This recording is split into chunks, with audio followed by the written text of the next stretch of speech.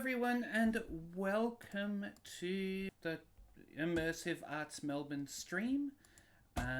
We are a group of LARP writers and event managers who want to help more LARPs happen. We love the LARP medium as an art form.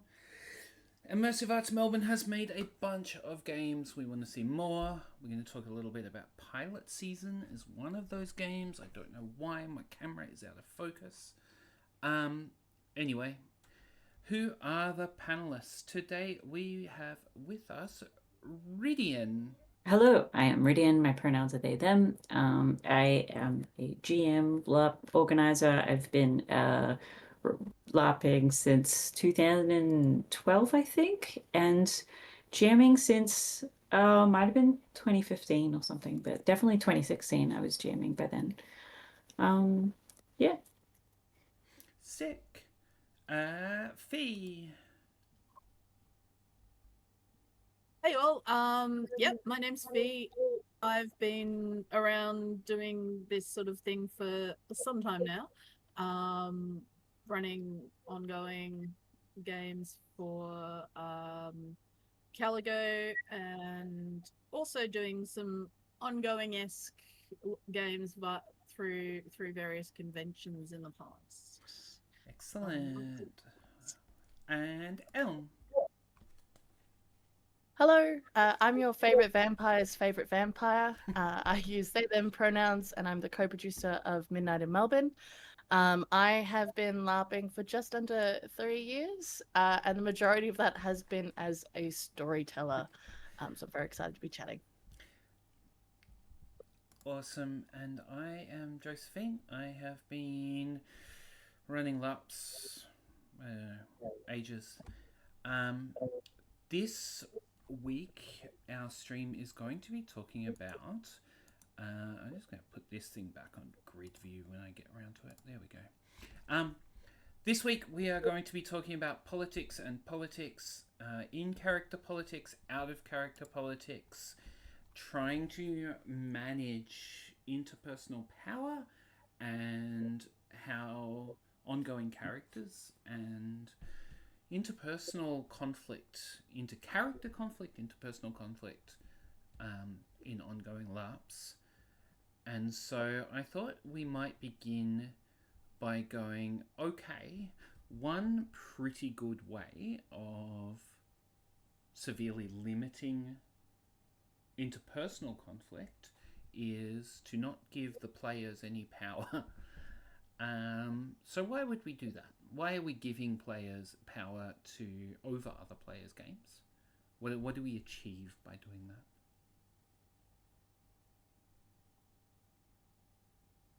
A little bit of plot happens as a treat. Yeah, but you can write your own plot. How is it improved by giving it to the players, I guess? Like, why would you go, I want one of our leaders, if our campaign leaders, why might we make them players instead of NPCs? Well, people feel more involved and more in control of their own stories. It also reduces your workload by quite a lot. By asking other people to do your work, yeah. Yeah. But, in that you sort of see how much work leadership can take. And yeah, I think I'd go back to the reason, though, players are willing to volunteer for that level of work that leadership does take is because of that agency and that ability to contribute, not just to the story and the community in the story and help shape that community, but also, helping have like a bigger say over like the direction it goes in. Yeah. Fee? Elm? Yeah, I think definitely you want to, if possible, choose your leaders well in that context of the play space.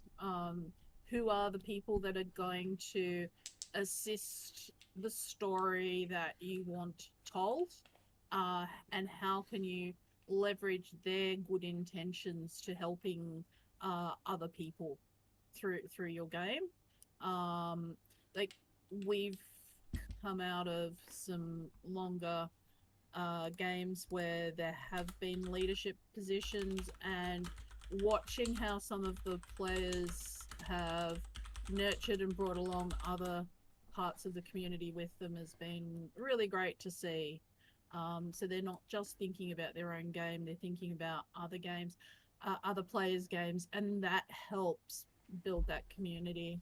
And it also helps in dare I say it, real world situations as well.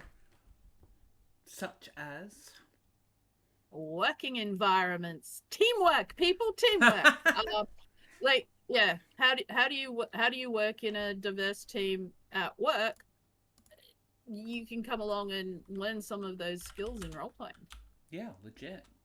Oh, I think giving performers and like participants power within the space, not just the narrative, helps like subculture and niche form.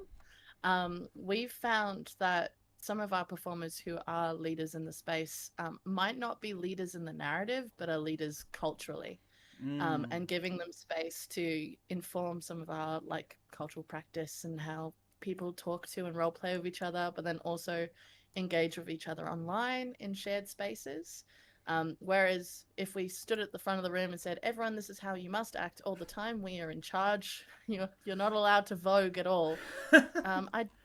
I don't think the community would be as bright and beautiful as it currently is. It's not a fun game at that point. Like I mean, I'm asking a question very much on one side of that, but I guess I'm interested in that idea of letting the players choose their leaders or having the GMs choose their leaders. Like, are we casting our leaders? I mean, like, I've played some games where the leaders were sort of pre-cast by the GMs. Like, after the fall had leaders set up where the GMs set them up.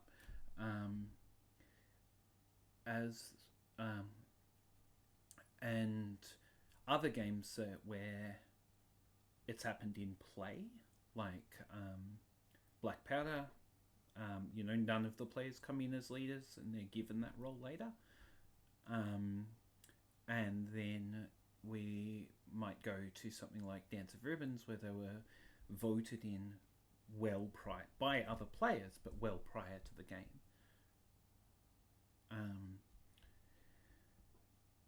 Let's talk about the pros and cons of those options.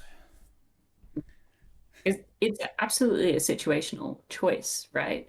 Depending on your design goals and outcomes that you want for both like the culture and the ways players engage with games. There's reasons to make the different choices in different situations. Like for one reason why if the GM cast the leaders, the GMs are setting a status quo. Yeah. And it's really, really easy in those situations for the players to just obey that status quo, because the status quo appears as like boundaries in the game, right? And players want to play within the boundaries that are the safe boundaries of play, like, right? Like the play space that you are allowed to play in. Yeah. They're looking at information that says, this is what I'm allowed to do, this is how I'm allowed to play. And having respect for boundaries, sometimes in some play spaces, means having respect for the leaders and what they say goes or doesn't go. And that's, there's bleed there, in and out of character. Who's the leader, right? Whose voice gives you a boundary, one you have to respect. Yeah. So it's this happened in like old vampire games a lot, right? If you started the game with an NPC prince, players wouldn't necessarily revolt against that prince very easily. They kind of had to be pushed. Even though you'd think competing for the title of prince would be an easy plot. I mean, maybe you would have words to say on that with more recent vampire games to draw on. Yeah, but so I'll stop now. But it's an interesting thing to get players to Go push against the status quo. Yeah. look, I can't speak on the Camarilla. I was not there when the old texts were written or when those stone tables were carved, but Or shattered. or shattered. But I've heard tales. And Midnight in Melbourne, Ivan, when he first started the project, and I was a lowly performer, did the wise thing, which was, hey, you're a bunch of anarchs in one half the room and a bunch of Camarilla loyalists on the other half the room. And you all work together to overthrow the previous independent prince. Right. What kind of city-state is Melbourne? That's pretty fun. It's pretty fun. And then Melbourne became anarch.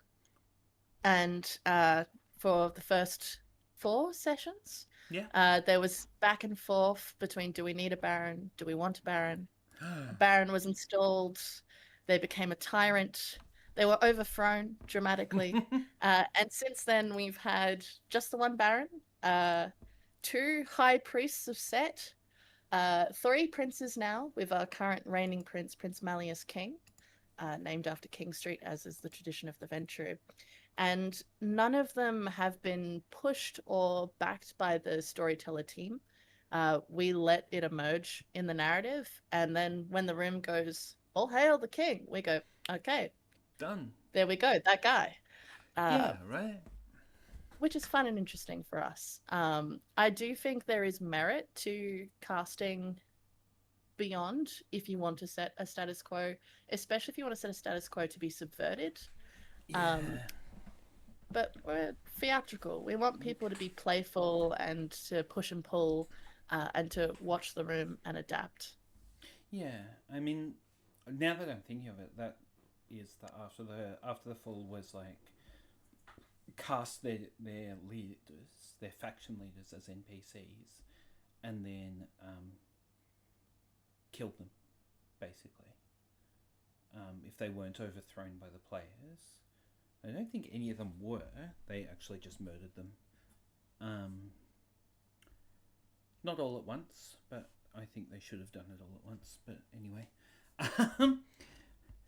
So, we've got a few ideas. There's these advantages of going, do we cast it? Do we not? What did you guys do for Revenant's End? What's your player hierarchy look like? Well, we did start with NPCs in sort of I always feel reluctant to call them leader roles, positions of power.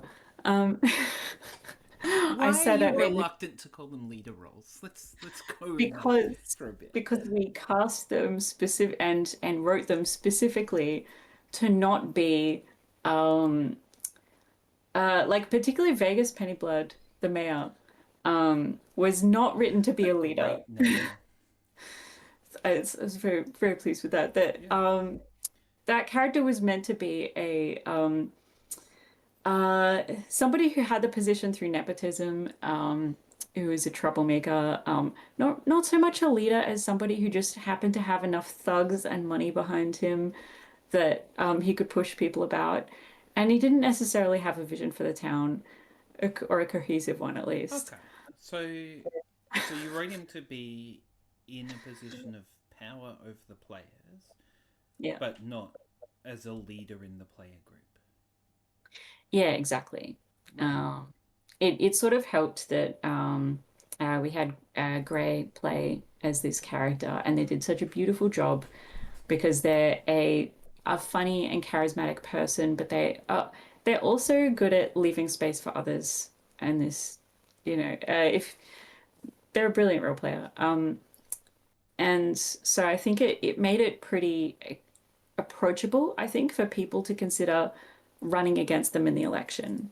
And that's really what we wanted to open their floodgates on, is we wanted that to feel like an option for people to put themselves forward and go, maybe I could do better than this guy. Yeah. So did you guys set up the election, or was that? We did we did say it's happening. Whether you want to vote this guy in again or not, it's up to you. But But there it's is an happening. election.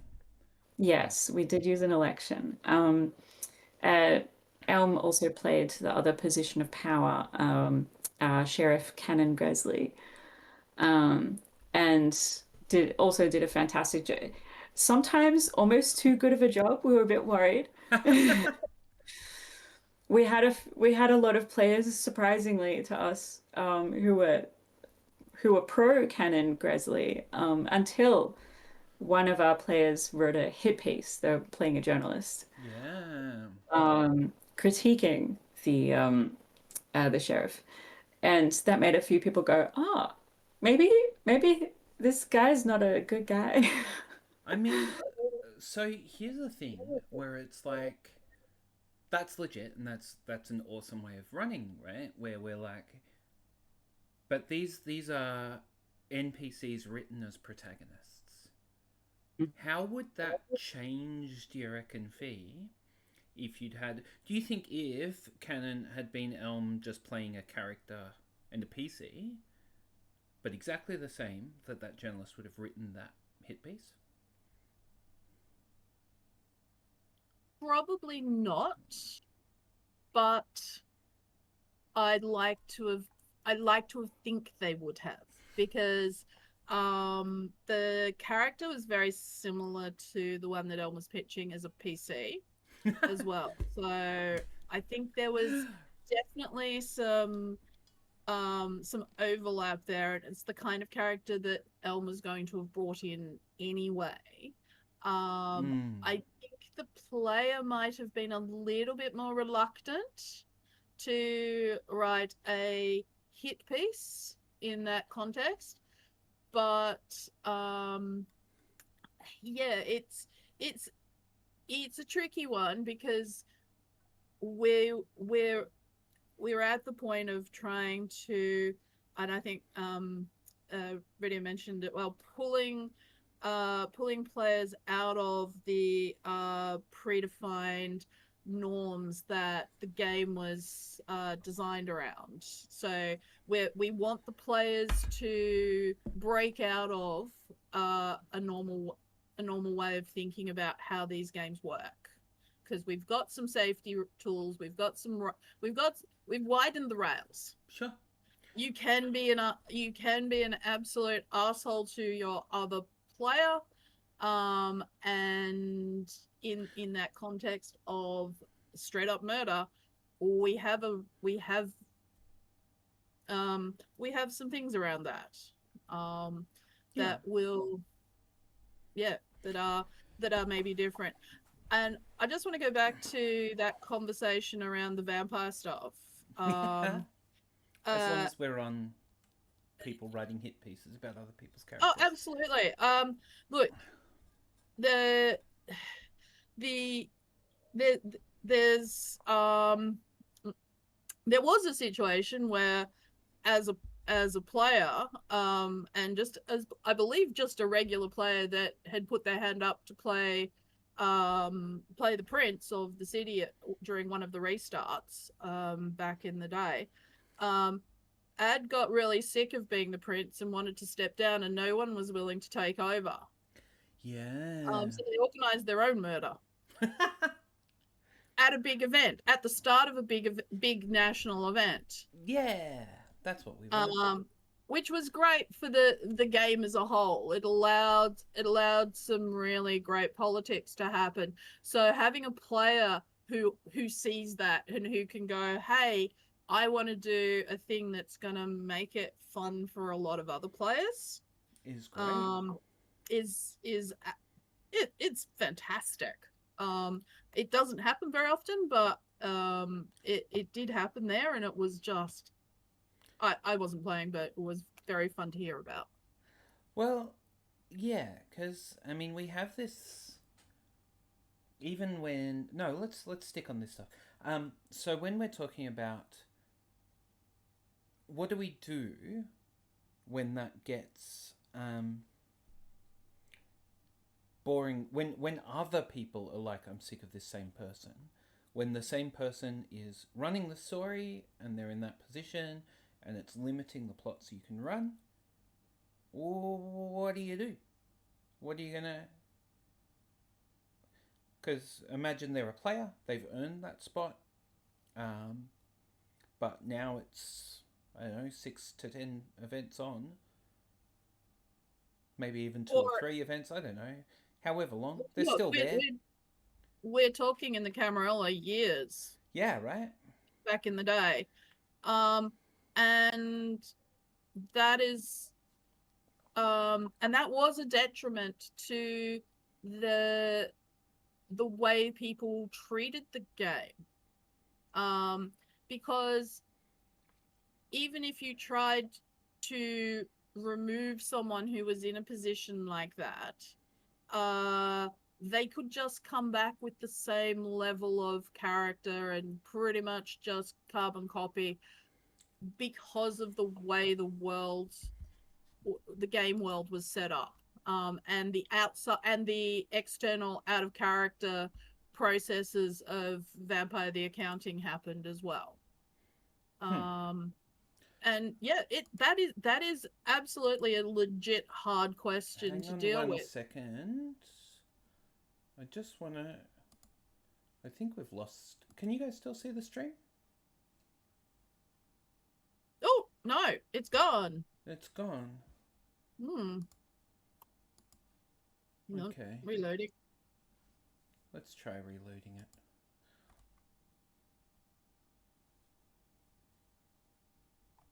Oh my god. Technical difficulties. Is Twitch dead?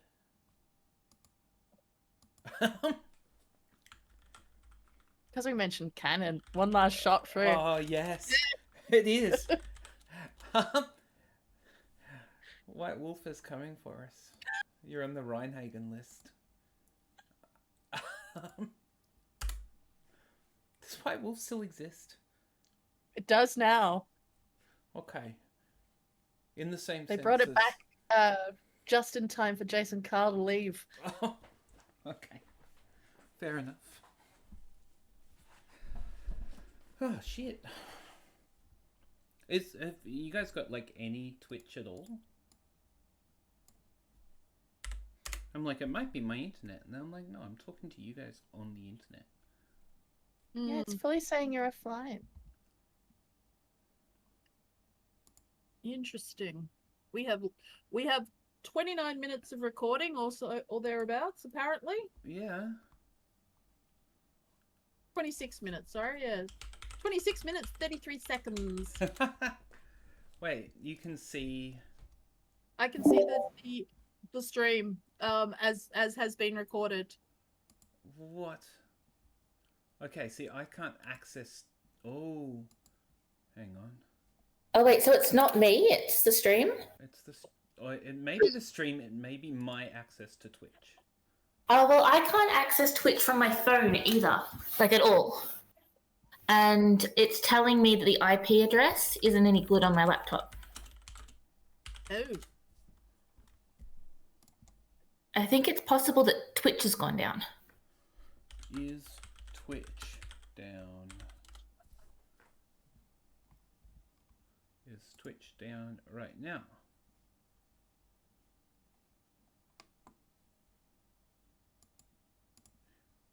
No, fucking great. But no, because you can see... Alright, let's fucking go. Okay, and we are back, I hope. Yes, we are. We are back, Yes. running on my phone internet because my building internet is broken.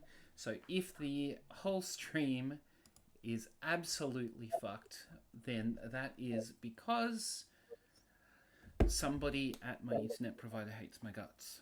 Anyway, Fee, you were telling us about something. Who can remember? I've lost it. In all the technical difficulties, it's all gone. Princes. 2 princes that we see before us. Ugh. Nope. Now I've lost Discord. Fabulous. Getting people to potentially step down from roll. Yes, that's right. Yes. Right. How do you get people to step down? And it's really hard.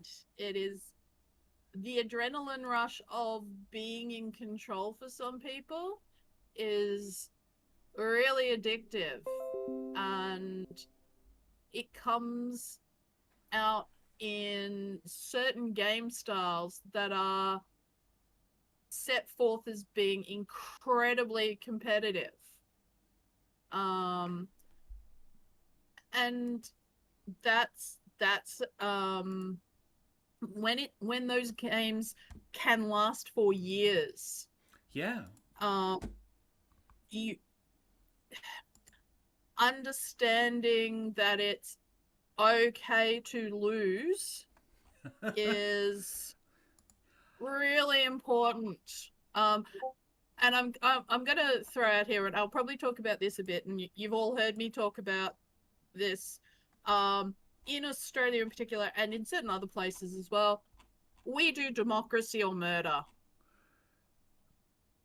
Yeah. as our two conflict resolutions, democracy or murder.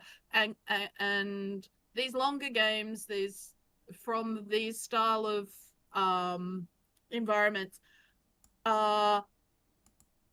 if you're not if you're in charge and somebody else wants to take over, it's murder. There are no other consequences. There are no ways of stepping down graciously. There's no mechanism in those games for that process. I mean, no, but I mean, we are game designers. Surely Yes. we can put them in if we want to. We can. We never do. Won't say never. Oh, I won't say never. Elm disagrees with you. Go on, Elm. Well, our last prince objected the throne. Yep. Prince Eclipse stepped away and didn't get murdered on the night. He told everyone they were incompetent, and that Almost definitely true. someone else would have to claim Praxis. And then the Sombra and the Venture had a shouting match, and the Venture came out on top. We have had really interesting interactions with power, and the reign of Prince Eclipse is the longest we've had. It was round about 4 to 5 sessions, depending on where you start the timer. Sure. Which, because we run every 3 months, is a year. And my personal, as a storyteller, probably upper limit of the style that we have. And it's been very interesting as we've moved to a Camarilla event that a lot of performers have the impulse of hurry up and wait. I need to amass power, which is a very traditional Vampire the Masquerade sort of approach, because vampires have forever. However, we human people who pretend to be them do not. So we, as storytellers, started to put our thumb on the scales to be like, hey, Prince Eclipse has actually made things super stable. Right. He's done everything right. The masquerade is fully like tight, little bow tied on it. None of you can do anything fun. Okay. This sucks. And La Sombra, you've recently entered the Camarilla, so you have to bring an elder to the prince to be fully accepted. But you don't like this prince, so you might as well just eat the elder, huh? And if you ate the elder, then you could install your own. So now, there we go, we're back to murder. We're back to murder. But it didn't play out that way. We had our finger on the scale and the performers went, well, we're not actually measuring by weight, we're measuring by virtue. The feather does not touch that. Oh, I'm so sorry. And they instead politicked really hard and resolved it through talking. How did the player feel about it? Prince Eclipse got off without dying, and Stephanos was pretty stoked about that and left with a big dramatic speech of "I will return," which everyone loves. Everyone does love those speeches. They're important and valuable and good. I think there's certainly situations where that can happen and they don't go happily. I think this also this story reveals actually one of the challenges for politics, right, in campaigns, which is how do you get players to think not like themselves as somebody who wants to be competent and have a sense of self-preservation? How do you get your players thinking about it as writers, and as people who guide the narrative themselves? Right? Yeah. How do you Go Fee. One of the other things I think is also important that we haven't really looked at in this is both what is the level of work that someone is willing to do in these positions when they get asked to be part of a leader, and who is actually putting their hand up to do that. Who are the people that are saying, I'll take on that responsibility within your group, within your group. So how much work does it take, and who are they? Are they the same people every time who are putting their hands up? Yeah, well, I mean, if it's if you're running multiple campaigns, that becomes a question, right?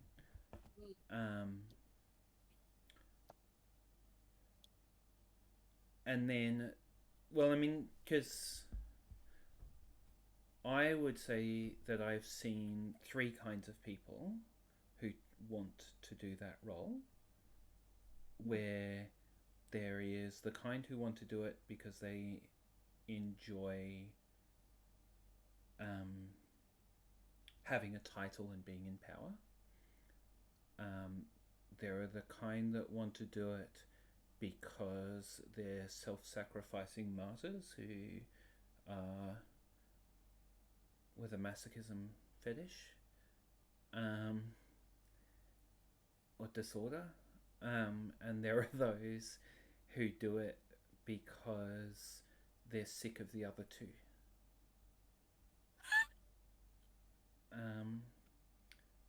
Ridian?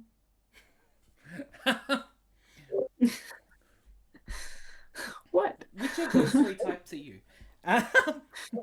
Oh, Help a sign right now. Boom. I feel like maybe I oscillate between the latter two.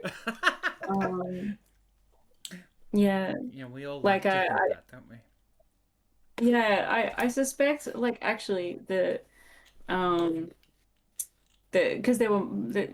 sometimes there's more than one motivation to do a thing. Yeah. Yeah, absolutely. Yeah. And when I was a leader in Babylon 4, there was a certain amount to which it was, I know that the people who are choosing this group, I'm interested in being part of this group. I know that some of the others are less interested in this role, so I'm offering myself for it. And there was also a little bit of, but I also want that choice to be an interesting one for the narrative. Yeah. So there's a bit of I'm doing some of this for others, and there's a little bit of here that's for me, which I don't think that's a bad thing. Oh no, I'm allowed to do it for you. Yes, yeah. But I think that is something that maybe in more of a people-pleasing era I might not have done. Might have shaped more of my character based on what I thought was expected. And what was expected in that scenario was that I made a religious caste member for that leader. Yeah. And I chose warrior caste to sort of buck the trend a little bit. Yeah, which did definitely impact the tone of the game in retrospect. Yeah, so I still stand by that choice, I think. Other choices would also have been valid.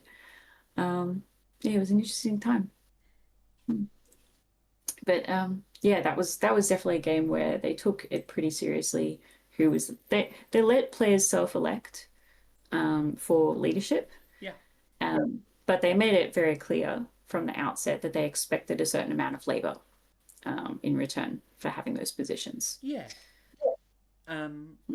Which is the swordcraft model.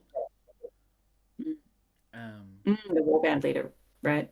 Yeah, the warband leader model is you can, as long as you can self-select. How do I, Kimirin, can you work out how to ban that person? Oh, they probably can't see it anyway. Oh, I'll work it out later. The warband leader model is anyone who is willing to put in the work and has enough people that'll back them gets in, right?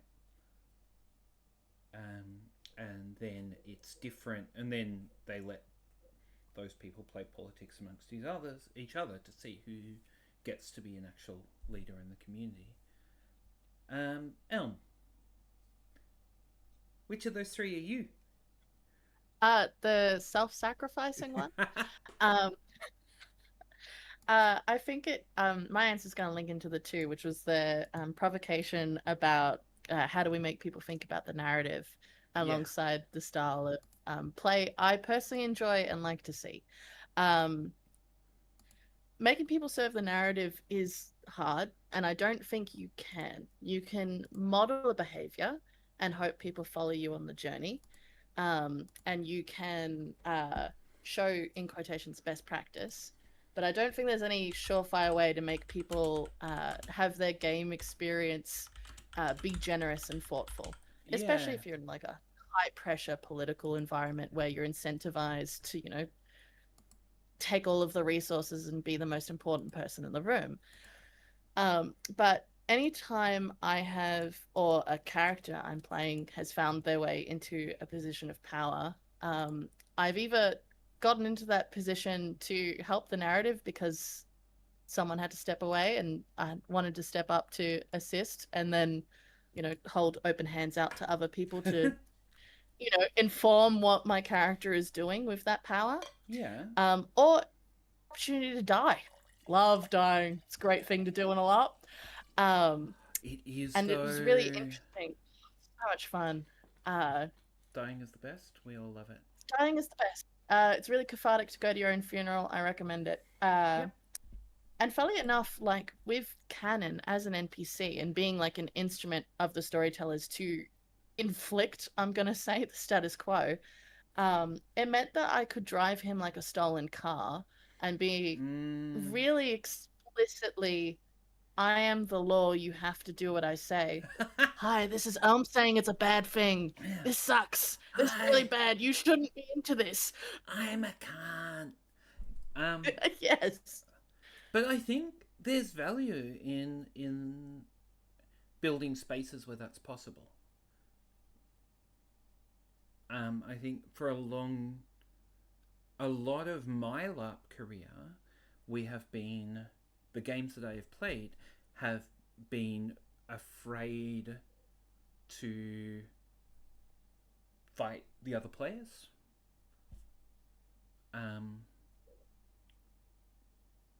For anything that's not a one-shot, or have been afraid for their player character to be a villain.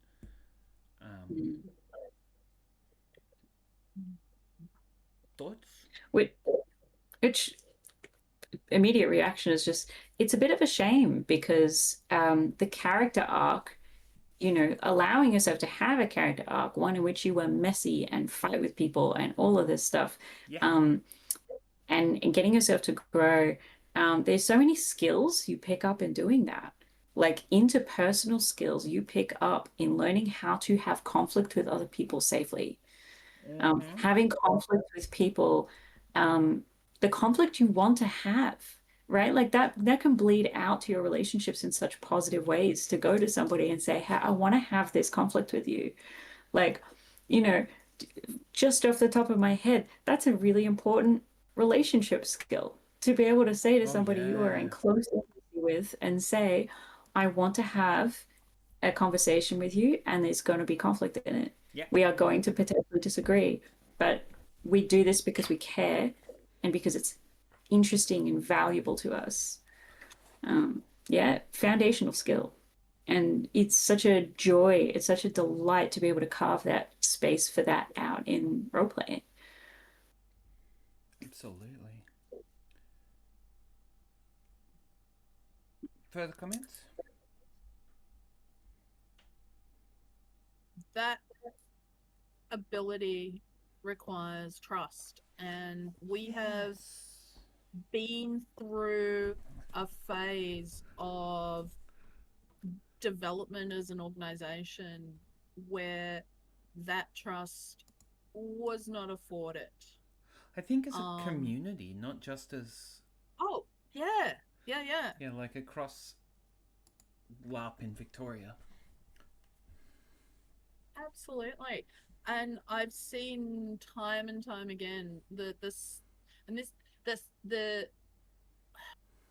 downsides of that, which and the way that it's impacted players negatively when their character is conflated with them, when Mm-hmm. they're providing villain spaces in a game that is that needs them. Um, Players need to be able to be villains well. Um, and that's that ability to trust, that ability to be there and go, the intentions of this player are X, Y, and Z that are good because they are here to provide us with some entertainment Yes. and some joy and some really meaty discussions. It too often it has created negative space, and that's hurt players on both sides of, I'm the good guy, I'm the villain. It's hurt both of those players. Yes. And I think there's a lot of places where it's like, um, we've seen, um, the only villains that are acceptable are the cartoon ones, right? Where, Absolutely. Yep.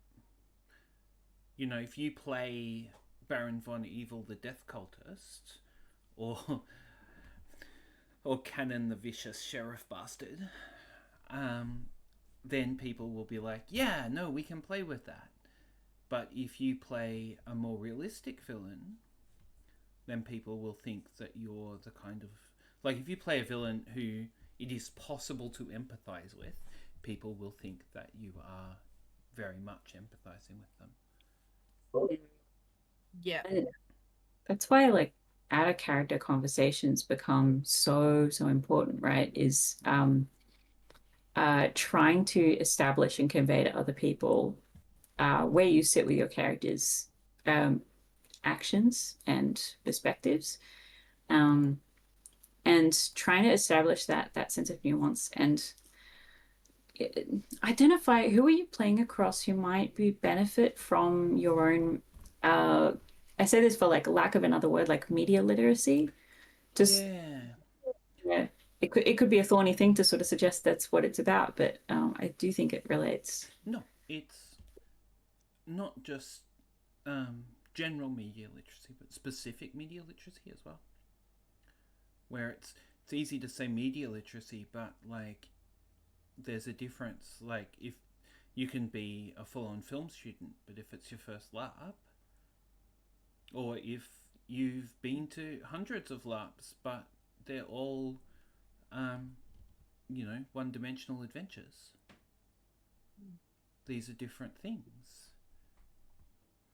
I really enjoy the concepts around 7th Sea and that as a game, because the idea is the characters are heroes, right? Yes. That everyone that you want the majority of characters to be heroic, but the way the world is set up and the way the game is written, and I took a bunch of this stuff and ran with it into some interesting spaces. If you set up people that are heroic to have different ideas of what that means, you get some really good conflict. Mm. And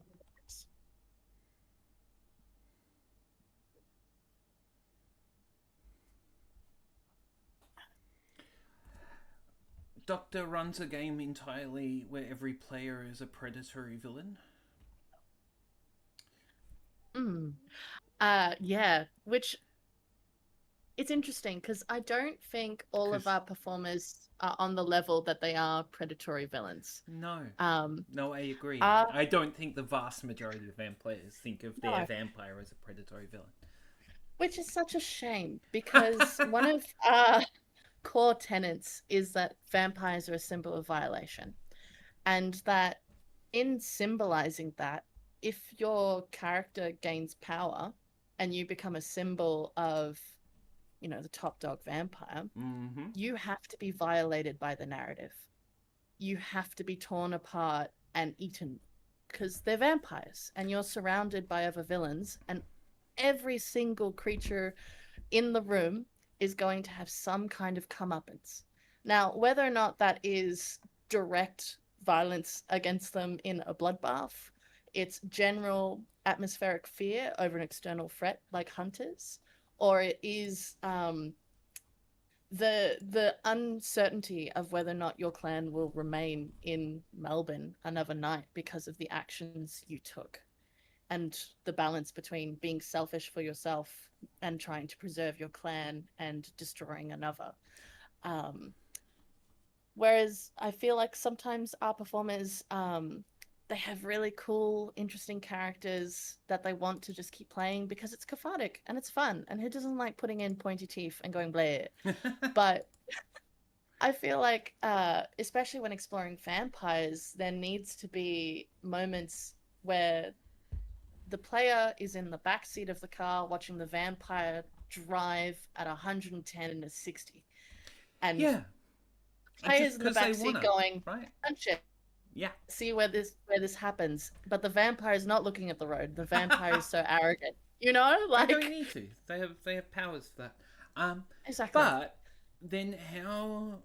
So we have in Victoria, in LARP, in the past, and in fact in the very recent past, had situations where players have had that position of power taken away from them through in-game politics, by other characters as part of the story, and have responded with out of game politics, right? Or in I don't know, have responded very negatively as players, not with their character, right? And so I guess I kind of want to have a think about why that happens, how we can avoid that happening. If I am playing a leader and I'm like, yeah, my leader is doing leadership stuff, and somebody else is like, I think it would be a cool story if my character overthrew you and replaced you as leader, and maybe you were eaten alive in the middle of the town. Lol.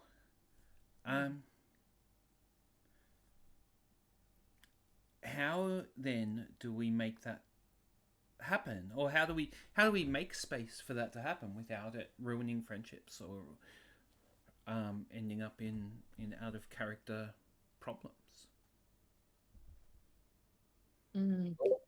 Best case scenario, they have a conversation before the tearing apart happens. Well, I mean, ideally, you'd probably want them to have a conversation before the overthrowing happens as well. But say they don't because it came up on the spot. Absolutely. I think from my perspective and my experience, it's twofold. The first is teaching or showcasing to your performers how to telegraph well. And so that they're able to make it really clear and kind of overt in the narrative through meta techniques of, oh, I think you're a bad leader and I'm gonna overthrow you, and I'm amassing my forces in this big public scene so other people can come talk to me about it later and we can plan things, but also so you know about it. But then also encouraging folks to hold their characters with open hands, because your role in the narrative is super important. That's how plot is happening, and your character is really important. And the things that happen to your character are really important too. And sometimes bad things happen to your character, but that doesn't mean bad things are happening to you. It can be hard to differentiate that because in LARP, we are in our actual physical bodies and there's no avatar to separate those feelings. Also, and like, you just killed my OC, man. Yeah, yeah, it sucks. It can. How dare?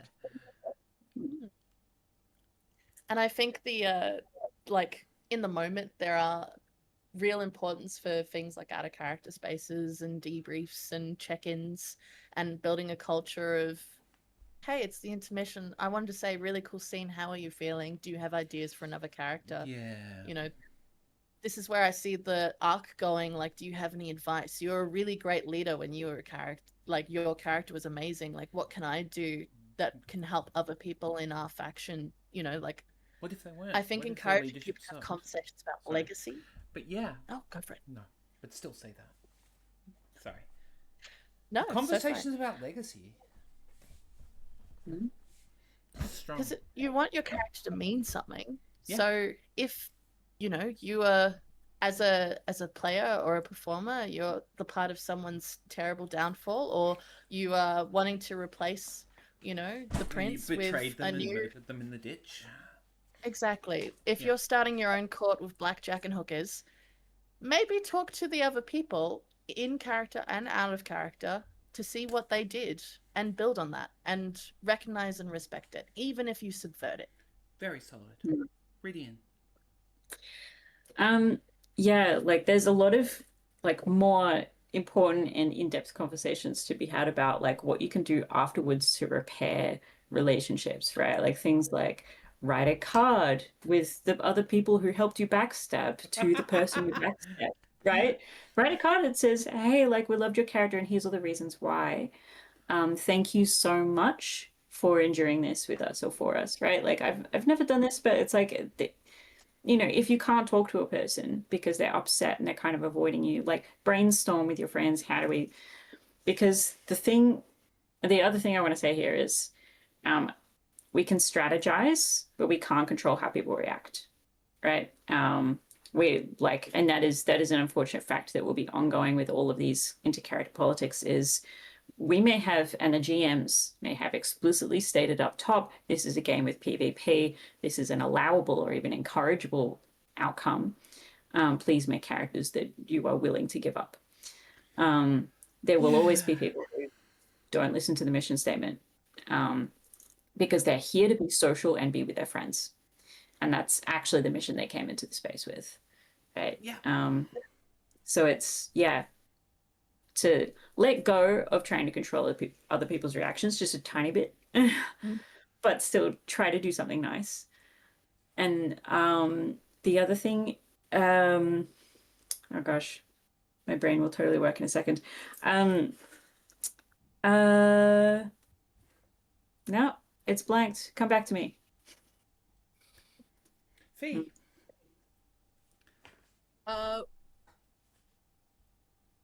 From experience, players and GMs are not mind readers.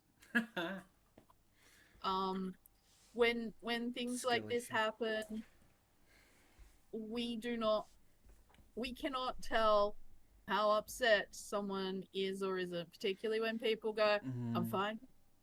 Oh boy.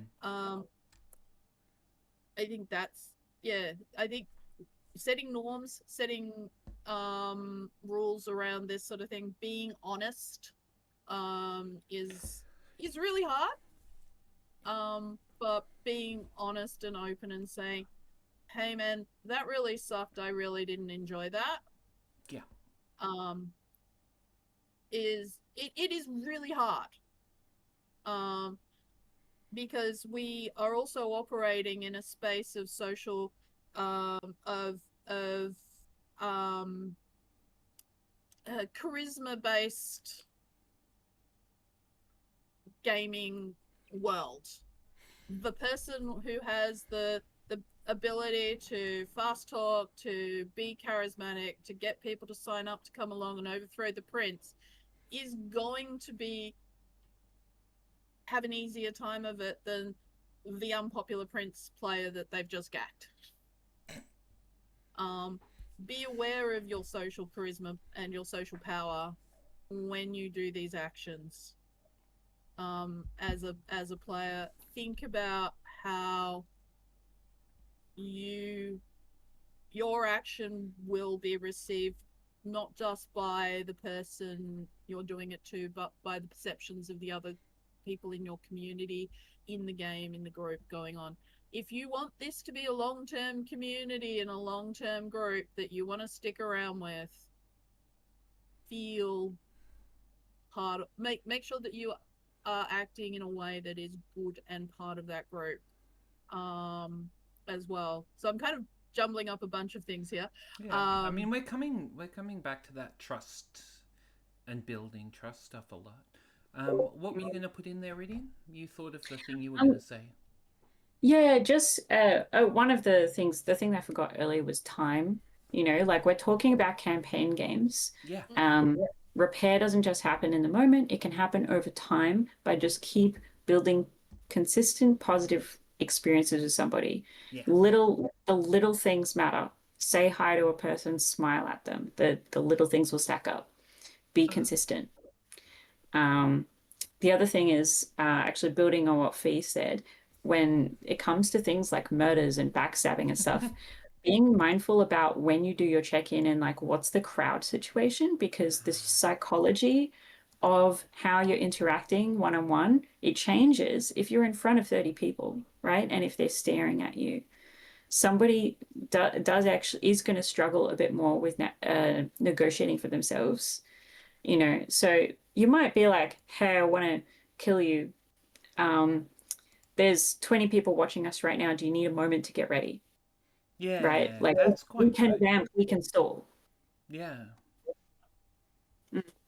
Because that or maybe someone I should ask you in private instead of with a bunch of people. And sometimes the moment passes you by and you've got 10 people behind you going, kill them. But you know, if you're going to be the person wielding the knife, if you can't interrupt that crowd moment to check in with them, how do you think that person is going to do interrupting that crowd moment to say, help, I need help, right? Somebody has to be brave enough to be able to interrupt a crowd scene when the momentum is going and you've got a crowd calling for blood. That is a skill to build. If anyone can find the clip that button, clip that. Thank you, Flortitude, for the follow. Love you. Anyone else who's watching and has not followed this stream, you should be ashamed of yourself. And I think there is a level of responsibility on PC leaders too to share that spotlight around. Pre-arranging your own murder gives you someone permission to go for that drama. Fantastic point. Thank you, Flortitude. Not only a follow, but also an excellent point. 10 points for you. Yeah, and the trick is building the culture where it's safe to do that and where people are willing to do that. Because, again, for a long time, the culture was the best role players lose themselves in the moment. The best role players become their characters. Metagaming is evil.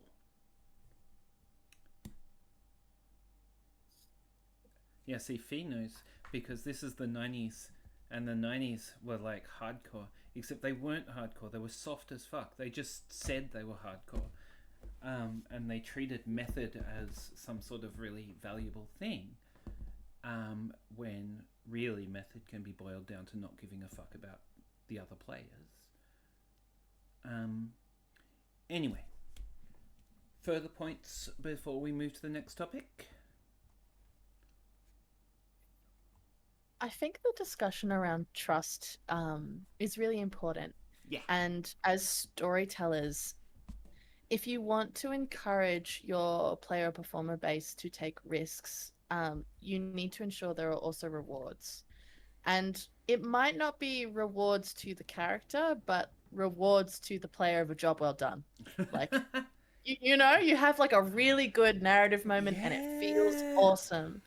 Like, I think many death scenes or like endings of an evil plot feel bad because no one knew about it or it wasn't interesting or well executed. And if there are like meta techniques that storytellers can put in place via the mechanics of game, via NPCs, finding ways to help move spotlights around and capture the satisfying conclusion to taking a risk that then becomes reward. Yeah. Your payoff creates trust. That's that actually, it's really good. And that reminds me of the study that was done. You know, the one with the kids and the delayed gratification? Yeah. And how in that study, the kids who did better were the ones who trusted the authority figures around them to reward them later. Yeah, and so if they had it was great. If they had a stable home life, stable relationship to authority figures. Go through the whole thing, like explain the experiment, because I know this one because we.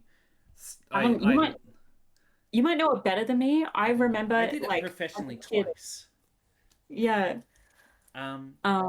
Because the first time we did it professionally, it was teach your students how to delay gratification, because we have seen these studies, and these are replicable studies, that say that if what we do is we put a lolly on the table and we leave the room for 5 minutes with a child, and we tell the child it's a marshmallow. If they do not eat the marshmallow, when I return, I will give you 2 more marshmallows. The reward varies, but the basic version is I will make it 3 marshmallows on the table instead of 1.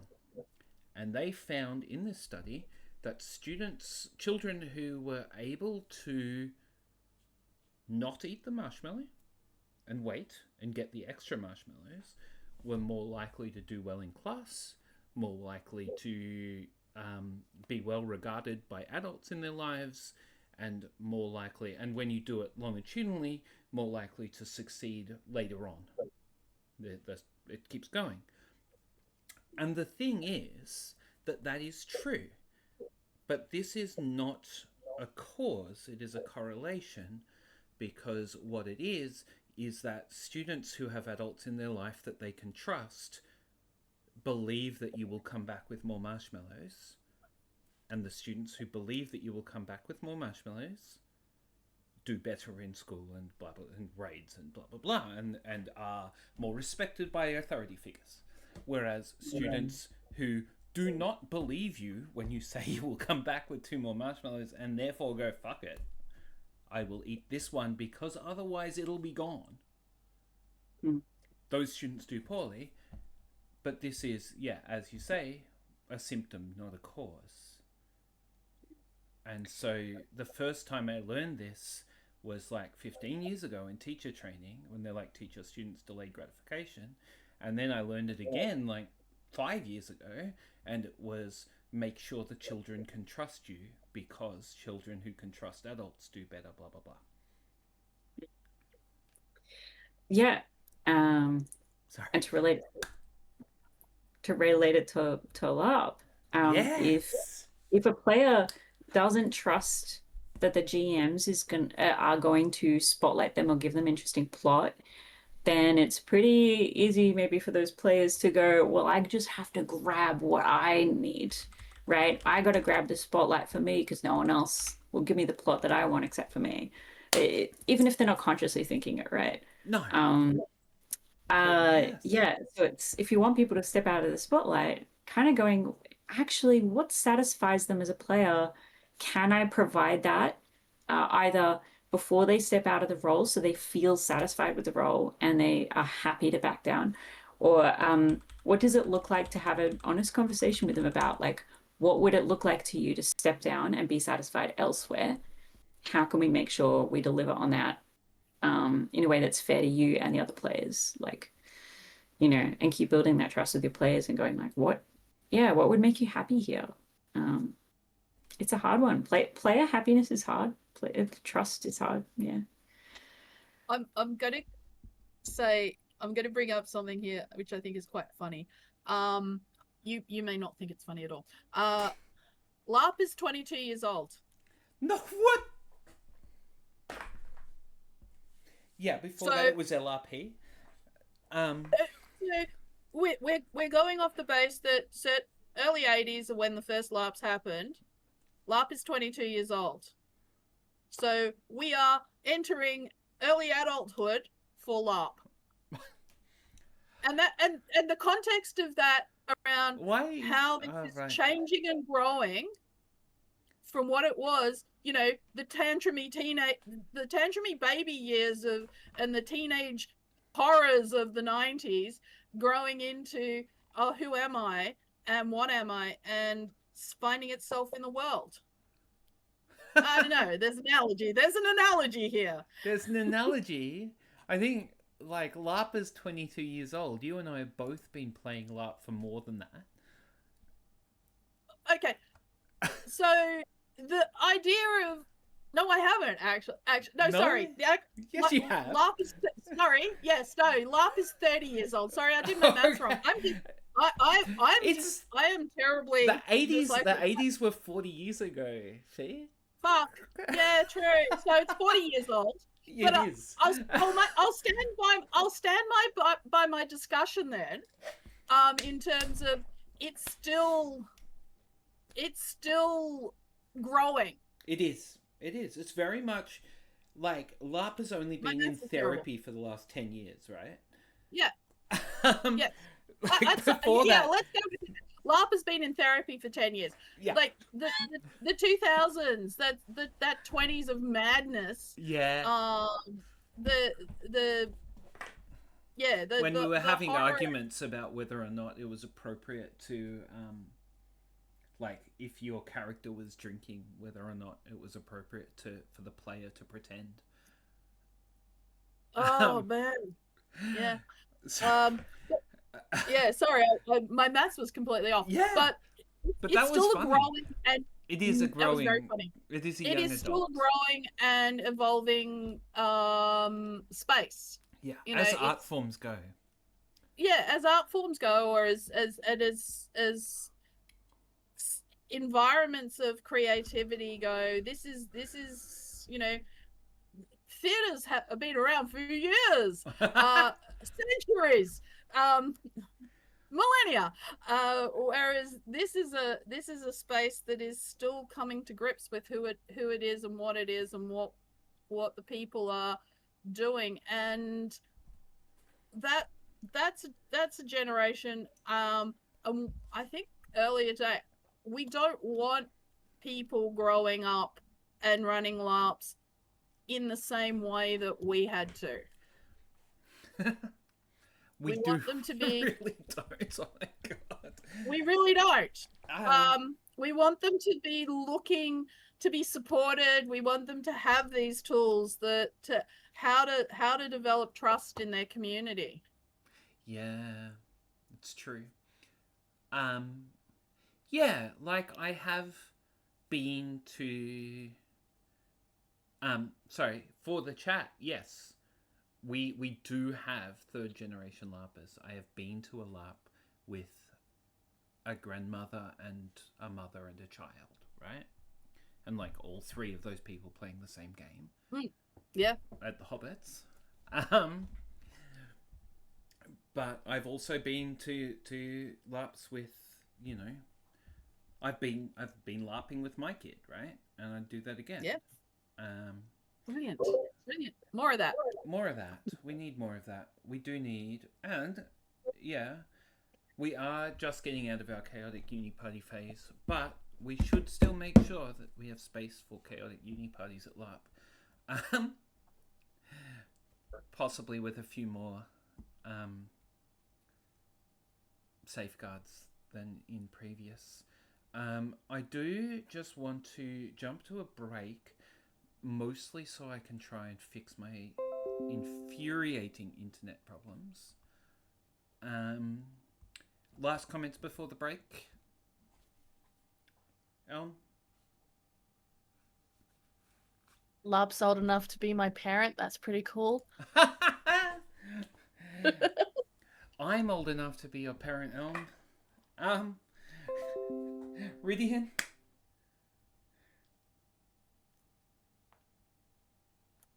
Gosh, I'm just thinking about how trust is slow to build and fast to lose. So hold it gently and value it when you have it. Fee?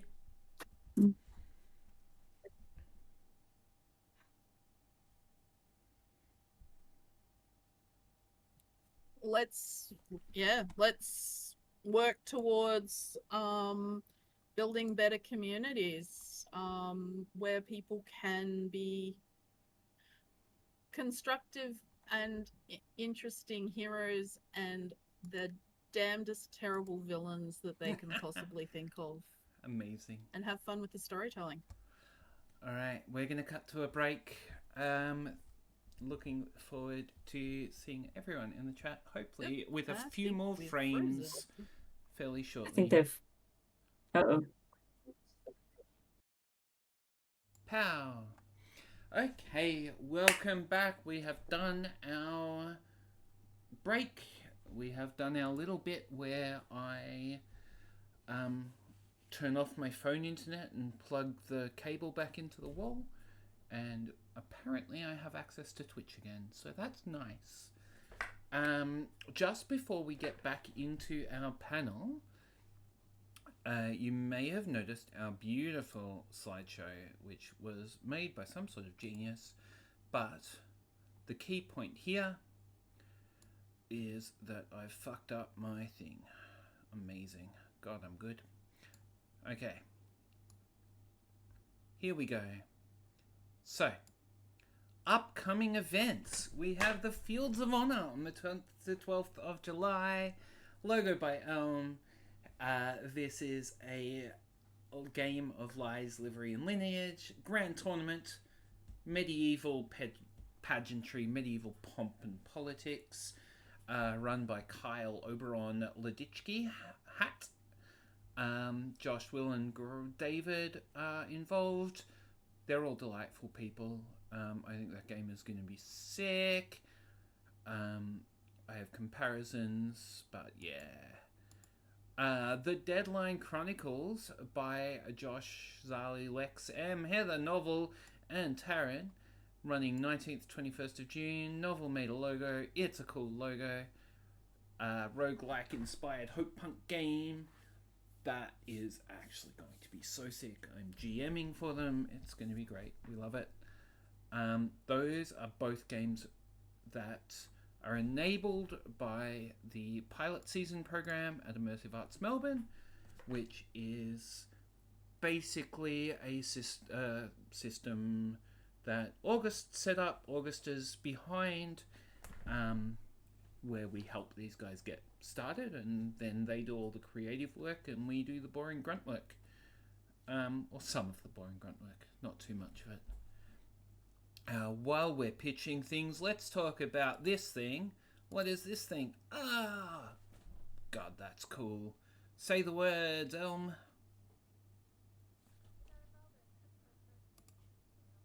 '15th, we'll be celebrating 3 years of vampires in Melbourne, and being welcomed into the court of Prince Malleus King for the first time. I would never deign to speak on behalf of a prince, but some things are changing. Anyway. I'm going to anyway. I'm a storyteller. I can do whatever I like. that we are going to have a bunch of really fun political intrigue, as well as, because it's our 13th episode and we're celebrating 3 years, we're doing some other special fun things over the weekend. So if you check out our socials and our Eventbrite page, you'll see that we're also running a trivia. And we're going to be announcing something really cool on Friday the 13th, once Ivor and I figure out exactly what we're going to do. But we both have theatre backgrounds, so you can guess. It's going to be really fun. I'm incredibly excited for this episode. We're so doing exciting. things that we haven't done before, and then also returning to things that I personally haven't done in a while. So it's going to be really cool. Get your tickets while you can, because we've sold just over 75% of our allotment in under 48 hours. Ooh. I nearly threw up when early birds sold out in 7 minutes. But that's the point. That's so good. That reminds me that the tickets for the pilot season games are not actually on sale yet. August is in the chat, and we'll hopefully add some more information about that in time. But for now, let's just remind all of the people to follow us. Let's remind all the people to take a break. Only when we've finished here, go to our YouTube channel of the same name and watch all of our YouTube videos, just in order, over and over, while you sleep, while you eat, while you live. It'll be great. I like numbers. They make the dopamine go bing. And while we're talking about numbers that make the dopamine go bing, let's talk about experience points in LARP, because there's a couple of things about that. When I started in LARP, I played a game called Philosopher's Guild, where you started with 50 experience points and you got 30 experience points per game you went to. And the more powerful you were, the more stuff you could do in the game. And if your character died, you lost all that XP. And had to make a new character from scratch. And it also ran on the honor system. And so, fascinatingly, quite a lot of older characters never died. And were also kind of dominant in a lot of ways. Nowadays, XP seems to have gone more or less entirely out of fashion. There's the odd couple of games that still have advancements in some way. The more games you play, the stronger you get. But in a lot of games, that just doesn't exist anymore. And there's good reasons for that. But there are also, I think we lose something. We lose number go up. And number go up is great.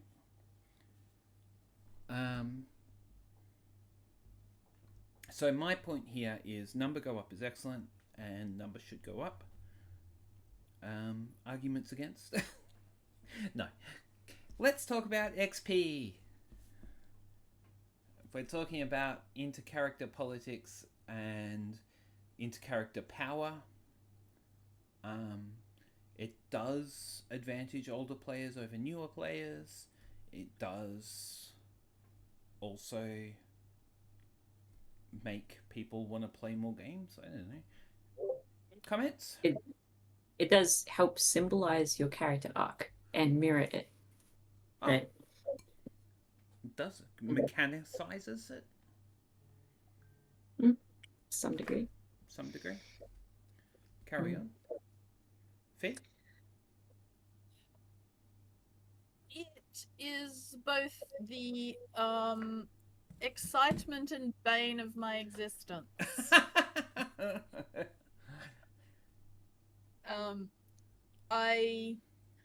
I both love this idea of the character arc and the character story progressing and people choosing that the things that they want their character to grow into.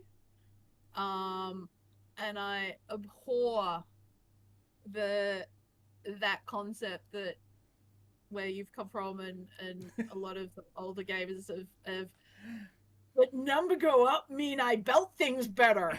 I can cast lightning bolt 47 times in a day. Woo! And you can only cast it 3. No, you can't cast lightning bolt at all. Yeah, I correct. Good, scrap. Yeah, that disparity of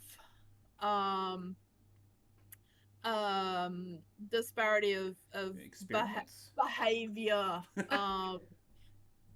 What those experience points translate to as behavior within a game, and the locking out of people from story, and that, you know, let's not get into that whole concept of the outside XP, which was the White the Wolf. Camarilla problem. Yeah, where you got XP for playing other games, like setting chairs up. Yes. Yeah. So we used to give more XP to NPCs in Zeppelin than we did to players.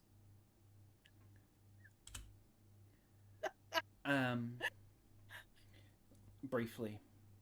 Anyway, Elm, have you played a game that has XP in it? I have, and I have not spent an XP point in my life, nor will I. I don't care. When I'm playing, punk as fuck. Characters grow and change thematically and do interesting things in the narrative, and I don't want to cast lightning bolt 47 times. I want to cry in a room with my mates. I don't care about my piece of paper until all the health dots are filled in and I'm dead. Like, move on, make a new character. But what if you had more life. health dots, More health dots. I want to die quickly. If I can't do a Romeo and Juliet style death where, like, I get stabbed and then someone else wakes up and goes, oh no, because I had 8 instead of 7, get me out of there, champ. I'm not into it. And for Midnight Melbourne, we have a really simple cut and dry policy, which is being anti-homework as storytellers. So we can spend more time developing the clans as character and the thematic around them and wider plots and doing weird things like bringing in the Speeple, better known as the Ananasi. Yeah, that's happening in 13. That's why there's spiderwebs. It's pretty sick. And like, there also comes a point where as storytellers, experience is really crazy hard to track, and we want to have people come in, and we actually have a really interesting, around about 10 people every Midnight in Melbourne come to their first LARP ever. Yeah. They go, sick, bucket list. I LARPed. I was a vampire. That was a fun experience. I had a Cosmo. I wore a frilly dress. I'm going to go home and never do that again. And if those people come into the space and they are then faced up against Vampire McGee, who's been here for 3 years and has a 7th level dominate spell and, you know, can do crazy elder stuff, and you have to be a schmuck for 4 hours. Yes. Off they tick off their bucket list as happily. Okay. Yeah, fair enough. I do concede number go up very good. But perhaps number go up in different ways. Well, VI3v3, Vi3v3, Vieve, says that getting new abilities is better than getting better numbers. Mm-hmm. But what if you have to what if you have to lose your old abilities to get new abilities? Is that still better? It's different. I want to see a system where you degrade.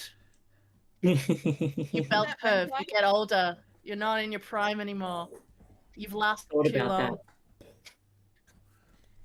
Yeah, absolutely. Let's do that. Yeah, it's still good. Forgetting how to do something is narrative. That is true. I'm here for that, Vive. It is difficult to balance new abilities against each other, and balancing is a fuck. Yeah, with Rev's End, we had, I think some of our longest conversations have been about XP. Yeah, I feel. Absolutely. Yeah, because we have a system. Yeah, Hmm. and we ended up Hang on. I really want to hear that, but also Yeah. forgetting how to do something as narrative. A counterpoint: choosing not to do something anymore is arc, even if you still can. Amazing. Misspent Youth is a system in which we degrade as you play. You kind of you gain power, but you lose freedom. Is how that game advances. The terrible RPG that you used for part of the mine. What? So it's abilities and things are written on a piece of paper, and the players have to tear their piece of paper. And when they tear an ability or a memory off their piece of paper, they no longer have it. Degrading ability LARP. We love it. And Okay. it was beautifully That's done. fucking sick. Yeah. Okay. Ridian, what were you saying before I so rudely cut you off to just like go over the chat? Yeah, so we had, I guess, like a few different design goals that we wanted to balance when it came to XP. And we actually ended up with two systems sitting side by side each other. So we have the XP system, which is sort of gated by time. It's everyone gets the same amount and it's released between act breaks. And the other thing that we had, particularly everyone's engaged with that in character creation, and we haven't pulled it up since, is the grit system.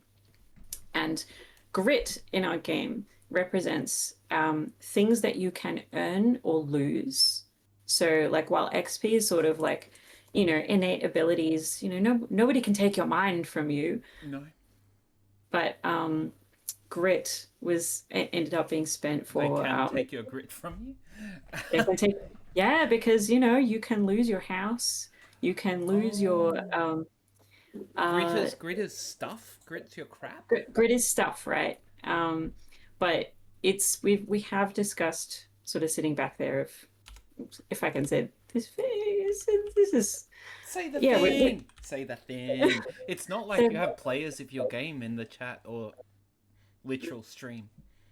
well we've discussed that idea of like what happens to as a catch-up mechanic. We've discussed using the grid system to catch up because if we want because you're players 6 to events in, right? if we want players to feel safe dying, it's that thing of, oh, do I just lose everything? Yeah. How do I get back into a game where everyone else has spent all this time building up? Yeah. And that's going to be it's not just about abilities, right? It's also about things that you've earned stuff. in a game that has money. Well, it's also about kit. Like if you spent hundreds of dollars on costume. Sorry, Fee, you go.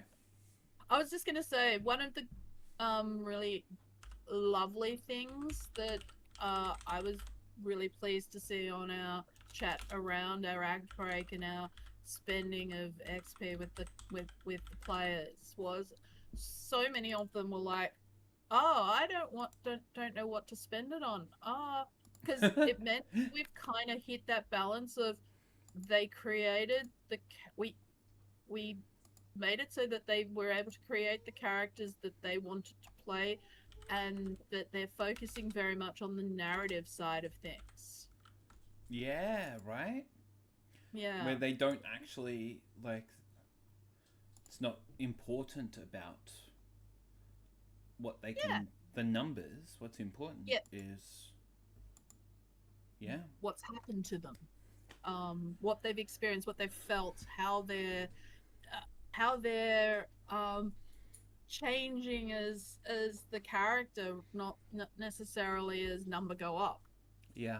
Well, I mean, Krotrushka points out that when you are playing a LARP and you would like things change, getting XP allows you to adapt your character to how the game is played and how the game runs, which I think is strong. You could also arguably do that just by letting people rewrite and keep the same like total number, or by not having mechanics. I don't know. You kind of want mechanics. Mechanics are fun, mostly.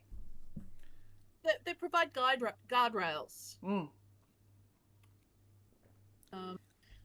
And I think that is a good point for how people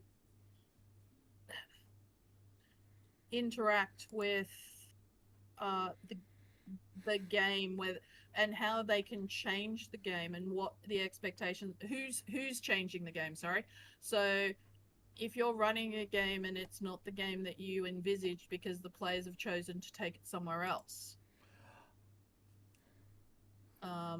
you have, how do you manage the game's just like run away from you? yeah What are you gonna do? exactly. I mean, what does that look like? Has it happened to you? That's happened to me in 3-hour games. I don't think I've ever had it happen. Oh, it's happened to me in a tabletop a couple of times, but not like. It's happened in some Caligo LARPs. Really? Yep. I remember one, thinking of yeah. Well, a couple, there's certainly more than one. Yeah. But one I'm thinking of, it ended up with more politics than the GM. Actually, I think in both cases, honestly, that they're games that ended up with more politics than the GMs intended. There were different responses to each one to try to adapt, pivot, or kind of pull it to a close. But the player momentum, when people latch on to something that is really exciting for them, it's really hard to slow that down, right? Sorry. Yeah, we did get that in a LARP, but it wasn't around the kind of game it was. It was around, I don't know, we like put a random object in a thing, and then the players are like, oh, we do an unexpected thing, and the GM's like, oh, I guess you find this rock, it's a power source. And they're like, this is the MacGuffin for the entire game. This is the MacGuffin for the entire campaign now. And all you can actually do is lean into it, right? You're like, okay, well, I guess we'll try and steal it from you. What are you gonna do? But yeah, and I think, but it's different when something like that happens as opposed to going, oh, we're running an adventure, and yes, the hot rock. Thank you, August. When we're running an adventure game and the player's like, oh no, now it's a fight about supremacy in the adventuring party. And I think that's a different thing, right?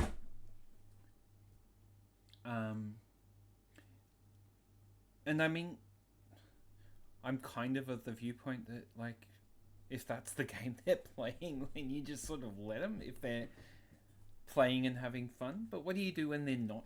When somebody's not having fun, or when you're not sure? What can you do as a GM? What can you do as a player? You guys need to talk now. Go. I think as a player, you need to have an honest conversation with yourself about what you expect and what you want and where you are looking to get that experience or that narrative. Right. Because if I show up to the fun adventuring game and I'm like, I want to tell a really intense, gritty story about like my struggles and my characters like raised by wolves. Yes. Yeah. Maybe Hobbit's Hoedown isn't for me. Like, but it. Okay. And I think, as players, like, we can have responsibility over how we react to things.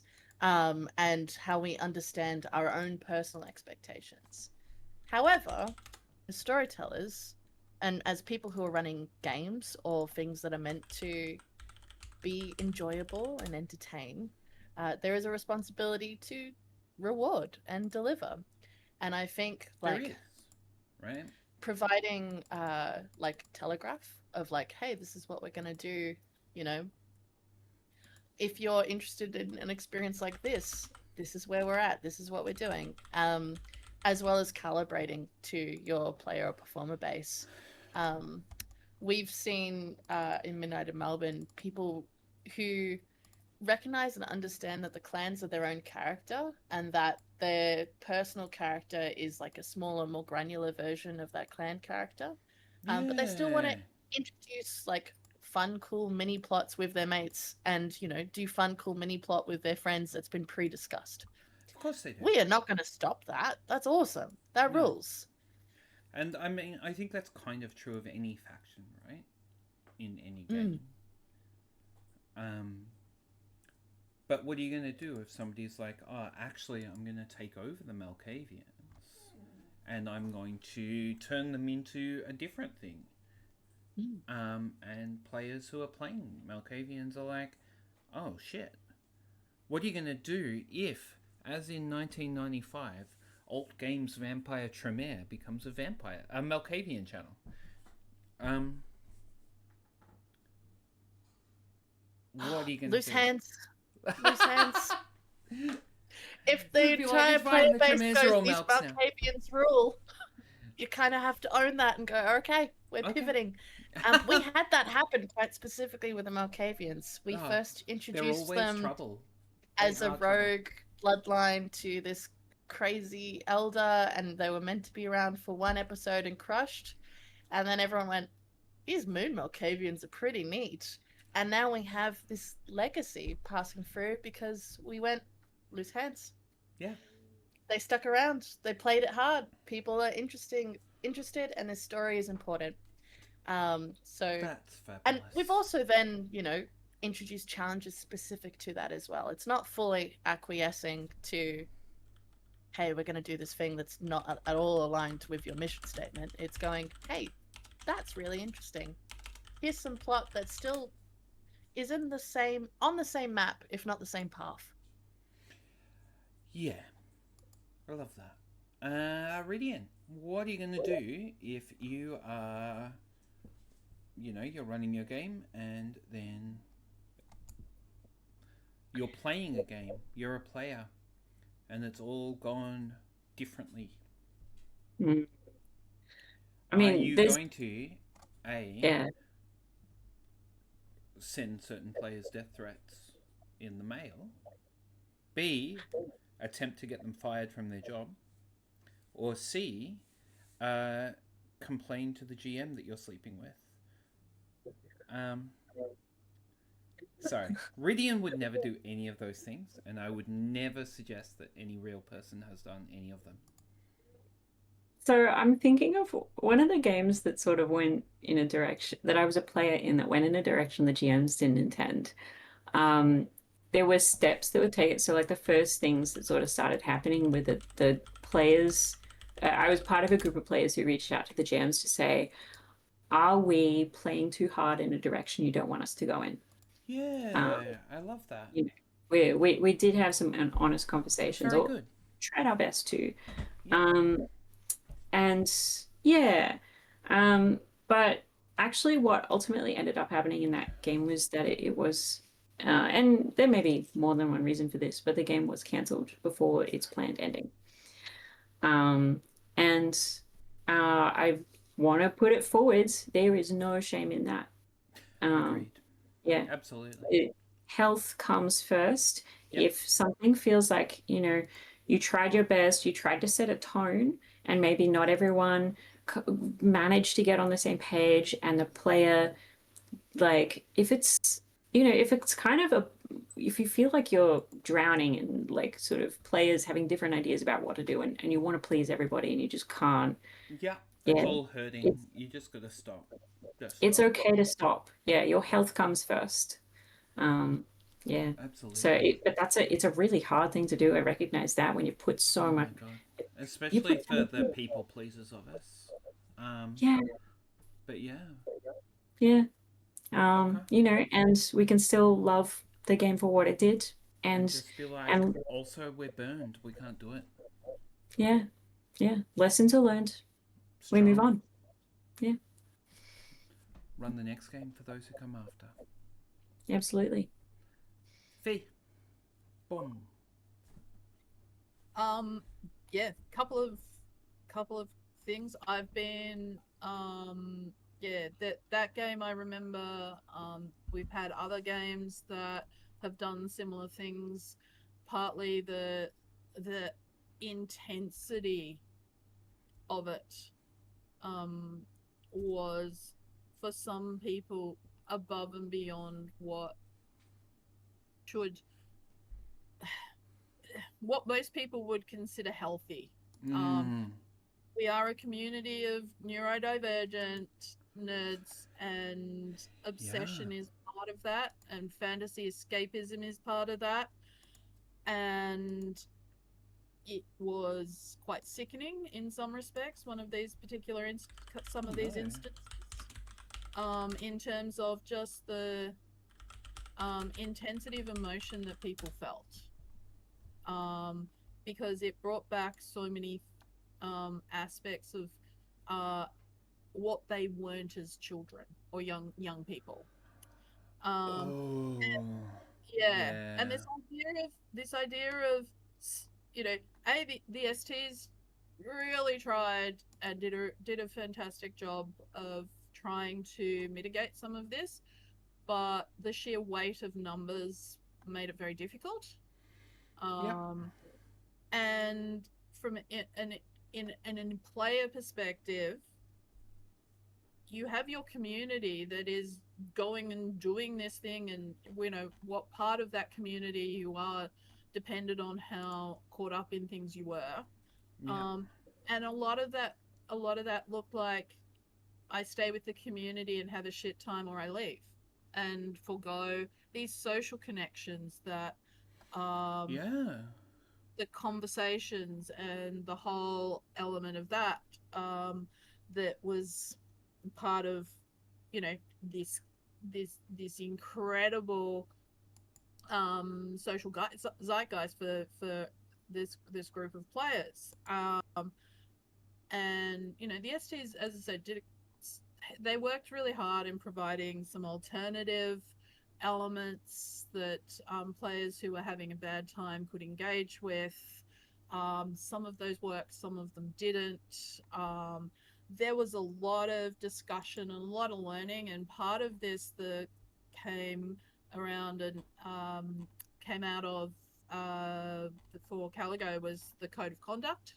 It was a very big these particular games were very influential in forming that process of, no, we really need to have processes to deal with when things go bad, and learn from those mistakes very critically, and go, how do we be better as a community, and also how do we protect the players from themselves in those contexts, because there were some situations where people's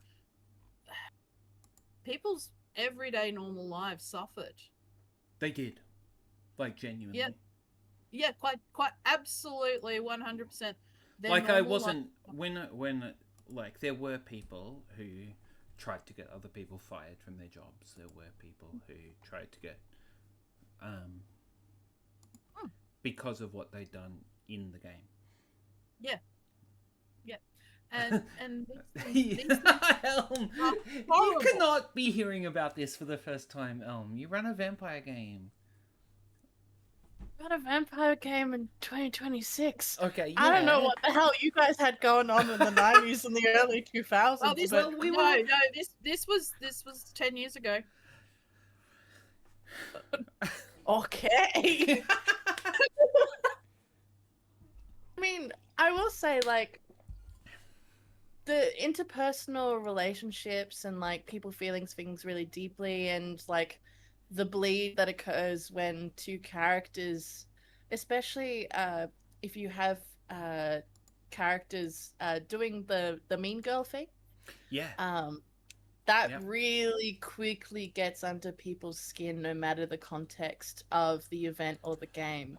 because it's like Yeah, a it lot of can, though, role right? players and LARPers have shared experience in young adult spaces, high school, uni, the first club you joined. And I think, like, obviously we have safety tools and codes of conduct. It's really awesome to have started LARPing where doing one of these ones and one of these ones is super normalized.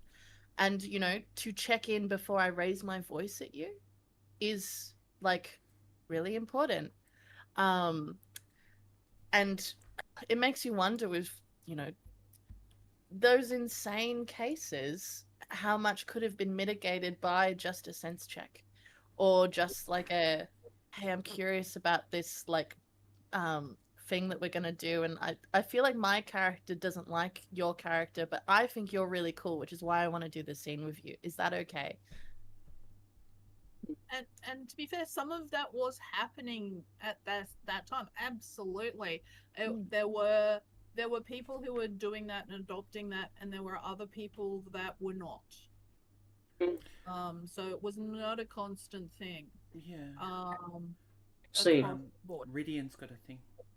oh, just to reminisce, that game I think was around that time was when I was first having conversations with Fee about bleed, and I have this beautiful memory of excitedly talking to her about stuff I'd read online from like the Nordic LARP scene about bleed. And this sort of, I think it was a bit of a circular conversation until Fee clocked, hang on, we do this stuff. We're just using different words about it. And it was sort of having these just thinking back to a lot of the upskilling is about talking about the ideas, right? Yeah. So much the upskilling, you know, the process of creating the code of conduct, the process of talking about creating the code of conduct, talking about it upskilled people, right? So, you know, the code of conduct isn't a one and done thing, right? We have to keep talking about it because new people are coming in all the time. Yeah. And yeah, and there's a lot of other things that contribute aside from the talking and how the talking is done and where and who. 10 years ago, the average age of people in that play space was different to now, right? Like there were a lot of newer role players under the age of 25. Yeah, so like looking at the age range of your player base as a filter to understand how and why are they engaging with politics in this way, right? And as more younger people are going to move into LARP, that is going to influence, you know, how we've got to ask that question, right? Like, how are they being given the skills? Which conversations let them into the skill building when they first come in the door? That is a great question, and I would like you to follow up on it. Tell us. What kind of conversations let them into the skill building when they come in the door? Yeah, I mean, you're right. Like, let's hear it. Yeah, I have kind of adopted this policy of if I see a new person, I'm kind of zeroing in. You know, they come in to the pub after game and I'm like, hi, I'm one of the organizers. How can I help? And I immediately start like saying like, you know, it's so lovely to have you here and like trying to be approachable as somebody in the club to talk to about their experiences and sometimes sharing stories, right? So much happens through storytelling and through story sharing to go, hey, these crazy things used to happen. If anything weird happens to you, tell us about it. Oh, that look. But you know, like if anything feels too intense, just tell us about it. We're here to. We're not doing the Me Too conversation at this time, but but yeah, no, Not like how do we? Sorry, we'll do Ridian one more time and then Fee. How when we're saying if anything feels a bit weird, like what are we talking about there? Like, okay, like to try to construct a scenario that is not too loaded. Yeah. Let's say that you just join a conversation and it seems like people are like getting ready to, they're putting together a conspiracy and they're like, you're going to help us with our conspiracy. There And you are. they're so like, they've got these set ideas, you know, they're really confident about it. Maybe you're not. Maybe you're not confident about the ideas, but they seem to know what they're doing and you're not sure. Um, if you're in a play environment where we're talking about the meta and talking about things and sharing information out of character isn't as allowed, then it's harder to sense check how a plot is going and whether you think it's going to be beneficial to others or not. Whether, you know, that thing of like, am I just being made a pawn in somebody else's game, but like in a bad way? I want to be pawn in a good way. Um, so I also yeah, want the clip of that. yeah, trying to foster that thing of like, actually, yeah, it's okay to talk about your conspiracies with people. Find some safe people to talk to who aren't in the conspiracy so that you can sense check. It's also fun to get your conspiracy caught. That's true. And the people who are trying to bring you in on the conspiracy are explicitly playing a game where they're choosing to play a game that will still be fun if you turn them in. Yeah. Yeah. But if you're a new player, that's a really hard decision to hard make. to do. Yeah. Yeah. So yeah, having those out of character conversations and going, hey, it's, you know, there might be times, you know, saying to the new person, you might feel a bit steamrolled by us. It's okay to put your hand up and say, wait a minute, I need a moment. Fair. First, we're not mind readers. Again, yeah, conversation, really important. Secondly, I think we put things into our games that are, or at least I do, that have broader political statements, that are broader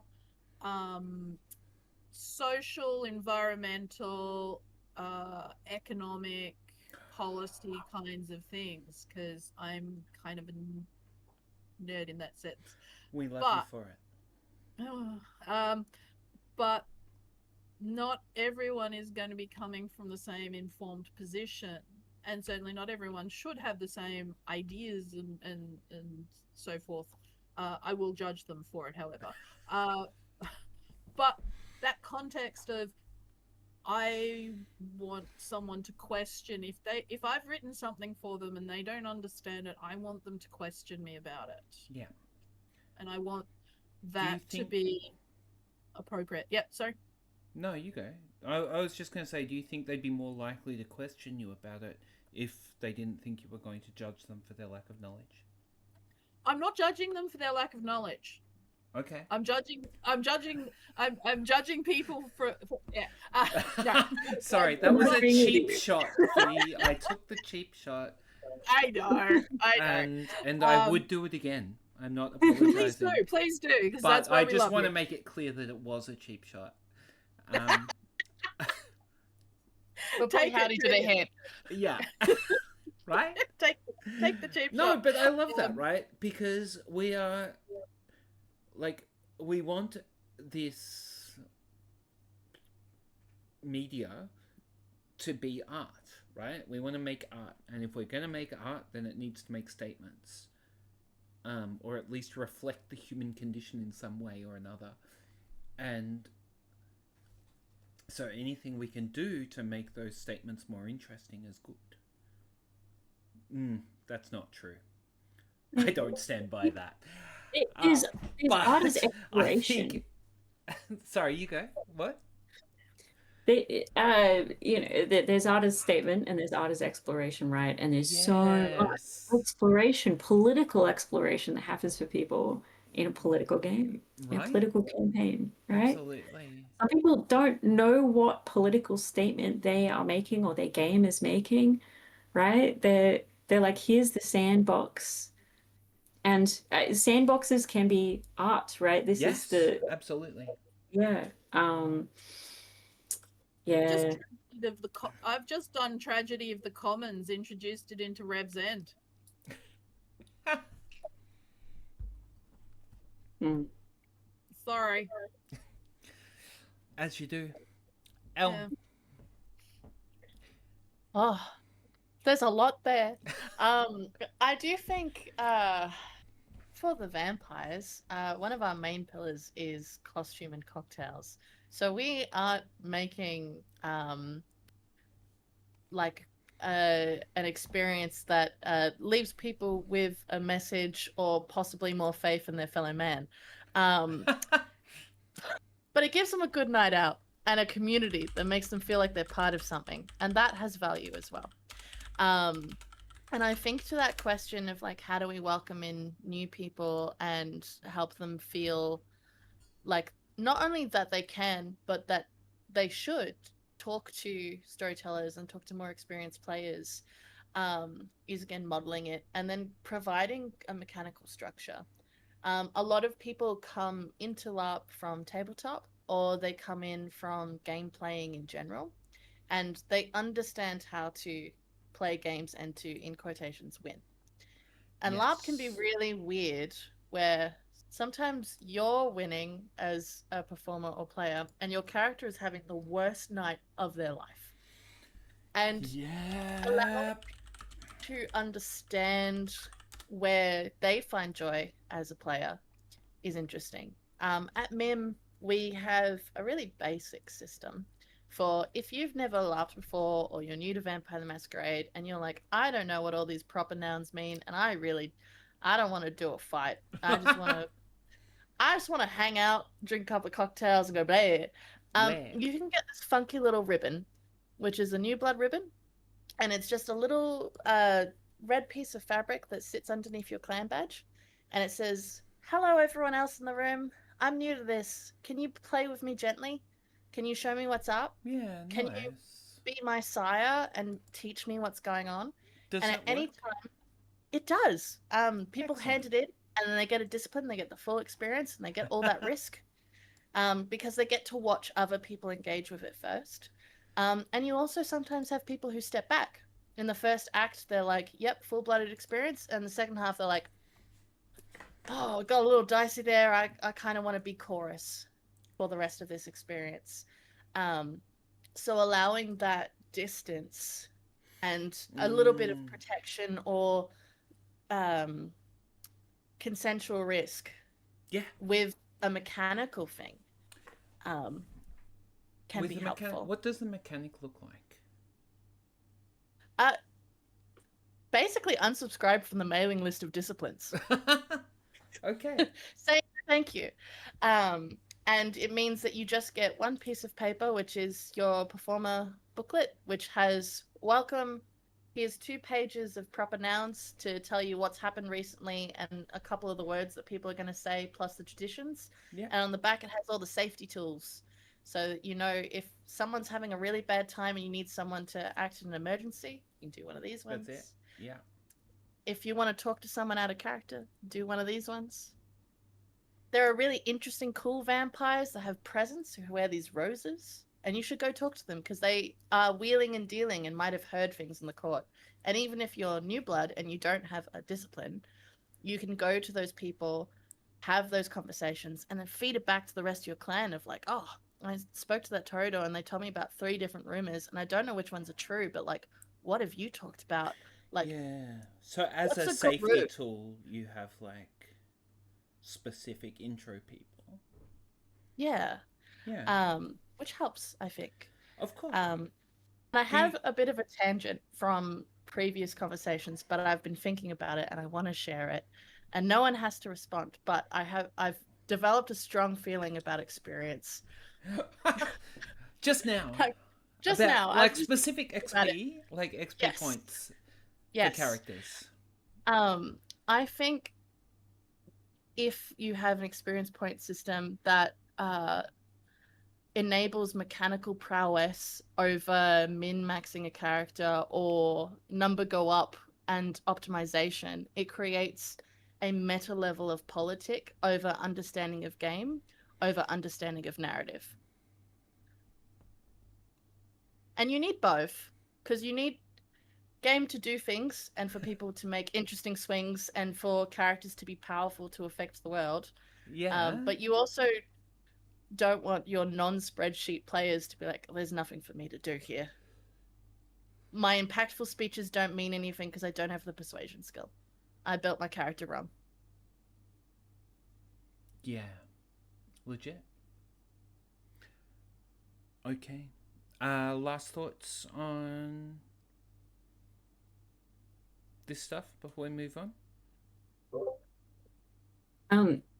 Actually, this is also kind of a segue, but going back to the XP stuff, I'm reminded of the tabletop system, Invisible Sun, which I'm in love with, and how the way their XP works is to earn it. You have to earn a joy and a despair, and then you combine the joy and the Yeah. despair to create a point of XP, basically. Like, this is really, I think there's more to the system than that, but that's the crux of it. I think it might actually be called crux. The spokes great. upon the wheel. And I keep thinking about it sometimes. I'm like, I would love that in a LARP. Something that, that it explicitly says we want you to have. It is called crux. Thank you, Gav. Thanks, Gav. We want you to have depth of experience. We want you to have a variety of experience. Build that into the system. The possibilities continue. Yeah. So, in Watches of East Haven, which was my specifically written to be like old school revival style RPG, linear LARP, linear adventure LARP. In order to advance, you had to sit down with a GM and tell them like some way in which your character had changed, or like some way in which you'd been heroic. And there was like this series of questions that Gavin could probably rattle off because he did most of those interviews. But we did that, and we also said once you got, because we felt like it wasn't old school revival if we didn't have XP and advancement.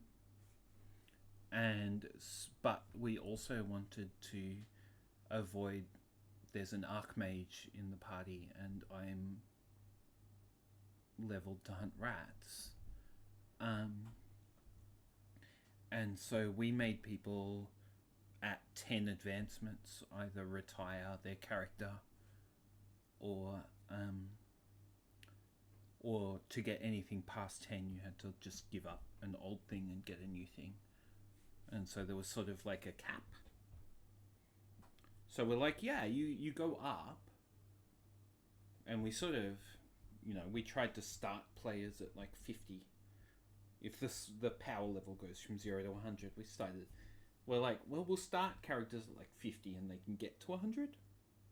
We'll start characters at 70 and they'll get to 100. And then they'll max at 100. So there's not a great difference. And we had a couple of players get to 10 and then we ended the system because we burned out a bit and we're like, we're done now. But yeah, it's been done and it works pretty well actually. When you're like, yeah, we want to see your character learn something. They had to like live up to their beliefs somehow or change their belief. One of my favorite systems that has a similar sort of tracker in that way is called A Knight's Oath, and it's by Logan, yes. And it's an Australian indie, and I played it at PAX, and it's awesome. And I don't know if it's been released on itch, and I'll double check at some point. But you are all playing knights, and you have a Knight's Oath at the bottom of your character sheet. And when you first create your character, you have to underline 3 little passages inside of it that are important to you as a knight. And at the end of your session, you have a day tracker and a night tracker with a K. And you tick night when you uphold your oath, and you tick day when you subvert it. And I had a really yeah. beautiful experience where I was playing this knight, and he was very chivalrous and all about romance. And our mission was to escort a queen on a diplomatic mission to go then talk to a consort of another kingdom. And we ended up helping our queen blossom into a forbidden sapphic marriage. Amazing, right? Got to the end of the session, and we're talking it through, and it's like, if this was continuing, do you think you upheld your oath? Yeah. And I said no. Because part of the oath that I said was important was the stability of the kingdom, and encouraging a romance without heir to be secret is not stable. And I think like having a progression of character is really important, but it needs to be reflective, and it needs to have weight to the character to make the choice of, did I do what I set out to do? And if I didn't, why is it more important than my original goal? How am I changing? Yeah. So we had creed and instinct, where instinct was immediate reaction and creed was deeply held belief, for more or less the same reason. Thanks, Gav, for the reminder. Fee, advancement in games, yes or no?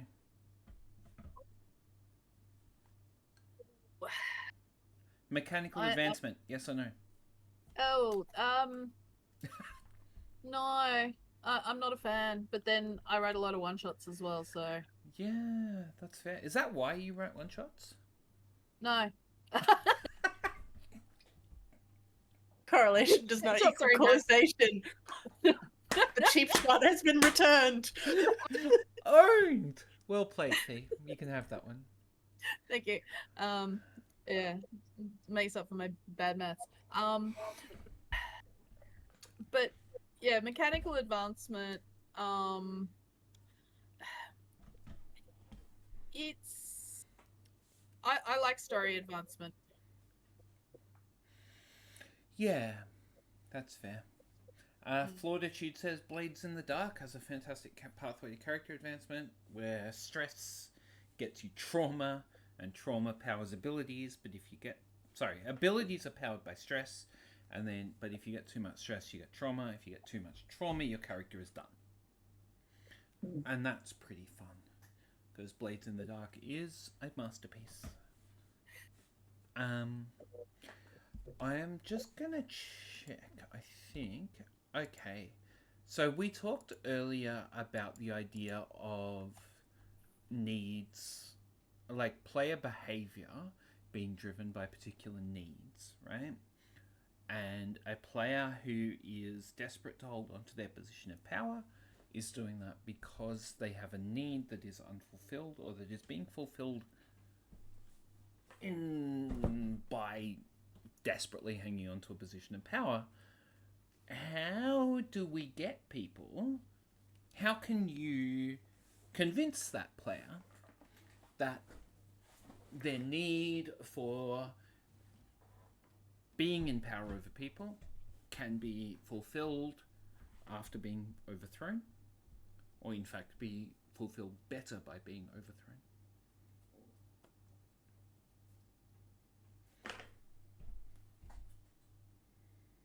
Depends on what kind of power they want and the why. Because if it's, I want to have conversations, baby. You talk to them.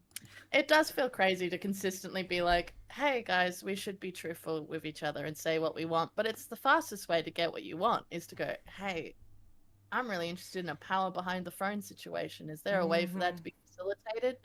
And then you get introduced to people who might be interested in that experience.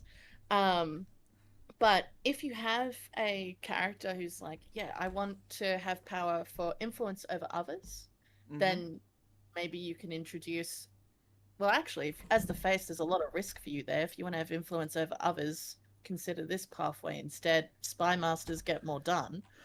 If it's want to have power and spotlight and, be an impactful voice, then perhaps you don't need to be a leader to do that. Like, you can be an impactful and colorful character that influences the narrative and has people follow them without associating that with hierarchy or title.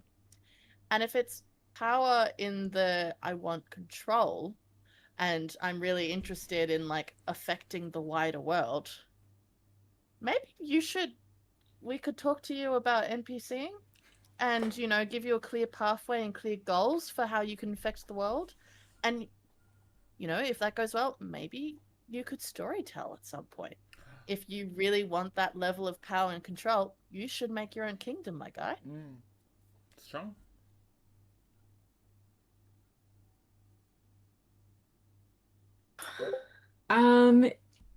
Gosh, it's yeah, I mean, yeah, talking is the fastest way to find out what their motives are. But there is the challenge of, but also sometimes people don't know, you know, they don't know their own motives, or they have a different idea of what their motives are than what their actions say. So yeah, it's a combination of talk to them, but also pay attention to their actions and see what is consistent. The trap of thinking you're in control when running a game. So true, actually. Yeah, so conversation and observation, the second half. Yeah. Gosh, but it is a hard one. And the other one is also just boundaries. Right? Because we know that games can't be everything for everyone. We know they cannot deliver on everything. Sometimes people will be trying to get something out of a game that is not good for the game or the other players. I think it's been said before already, but it's worth repeating. Yeah. Yeah, but observation. Paying attention to the relationships that are important to them, right? There's these, you know, kind of cerebral things of control and stuff like that, but it's sort of also who are they trying to play with? Are they just trying to play to an audience, or are there particular players that they want to play with and this position got them there to play with those people? You know, did they... Yeah, because casting, placement, and maybe it's not just one person you need to move around the game. Maybe it's a whole group of them. There are a lot of people who just play this game to play with their friends, or play these games to play with their friends. Yeah, or maybe they're not friends yet Like and they me. want to be. Yeah. V? Absolutely, yeah. What everyone says is really spot on. I spent a lot of time in games watching and listening. Watching and listening, and when we've got downtimes, reading, making sure that, or trying to understand what the players are looking for and how they're navigating these spaces, and who they're with and who they're not. One trick, not so much trick, but one way to help. Technique. One technique. Let's go with technique. It's a great word. I love it. One technique to assist player, assist positive reinforcement of players in those leadership roles is to provide them with the opportunity, and they may not everyone's good at this, but that idea of they can be a mentor for someone. Bring this level of mentorship and say, hey, we have these couple of new players, or we have this person who's not familiar with the system, or we have a storyline that we think you'd be really great to help mentor someone through. Would you be willing to do this? Would you be willing to... So, all else fails, you've had conversations, you're not seeing changes in what they're doing. You can kind of bring some game elements in and say, hey, this would be really great. I think those are the sorts of things that might help and might teach people a different skill set, and how to share spotlight, and how to bring someone along with them. I'm being LARP really 101. positive. Yeah. I we as game runners, when we're running, I don't know how many folk you had at Watchers of East Haven or whatever. We've got 50 or so in revs. Less than that. Yeah. You can't see all the things all the time, and No. there are situations that happen outside of your view, and if you're giving someone responsibility to look after someone, yeah, that I think is one way of helping them not be the spotlight all the time, and not be the Yeah. the person in power all the time. Absolutely. Like teaching people to enjoy being Gandalf instead of Frodo, right? Yeah. Or being Boromir instead of Frodo. Or being Saruman instead of Gandalf. Like, those are all fantastic. But the actual skill is teaching people how to be Bill Ferny. You know how I know you're all nerds? Because you got that joke. Yeah. Yeah. That's low hanging fruit, though. Oh, now he's taking cheap shots. Okay. Be the most humble person in the world. Get an A+ in humanity. Absolutely. Normal to want and healthy to achieve. Yep. Win therapy, team. Win therapy. Let's have a look at our... I think we're through our topics, actually. We are.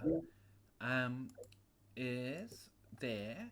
I'm going to do a quick run through of some messages from our quote-unquote sponsors. If any of them would actually like to give me money, then I will sell out like this. But none of them do. Anyway, also, it's probably because, I don't know. So, 3 points. Number one, I'd like to start this one with a little bit of a story. And I would have this set up better if I'd been smarter, but I'm not. And this is a story from some time ago. Like, I don't know, 2005. One of my top couple of video games that I've ever played was Vampire the Masquerade Bloodlines, which was an excellent video game. And I've just got this screenshot here. If you look at the stream, you'll be able to see the screenshot. This is from very early in the game. You've just been embraced. You will notice there is a band poster above the bed of your vampire here.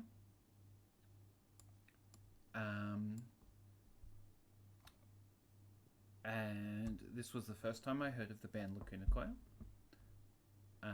Delightful band, very cool. Anyway, they're touring Melbourne. Do you know when they're playing, Al? Yeah. Feb 15th, huh? Yeah, that's when they're playing. So, midnight in Melbourne, February 15th.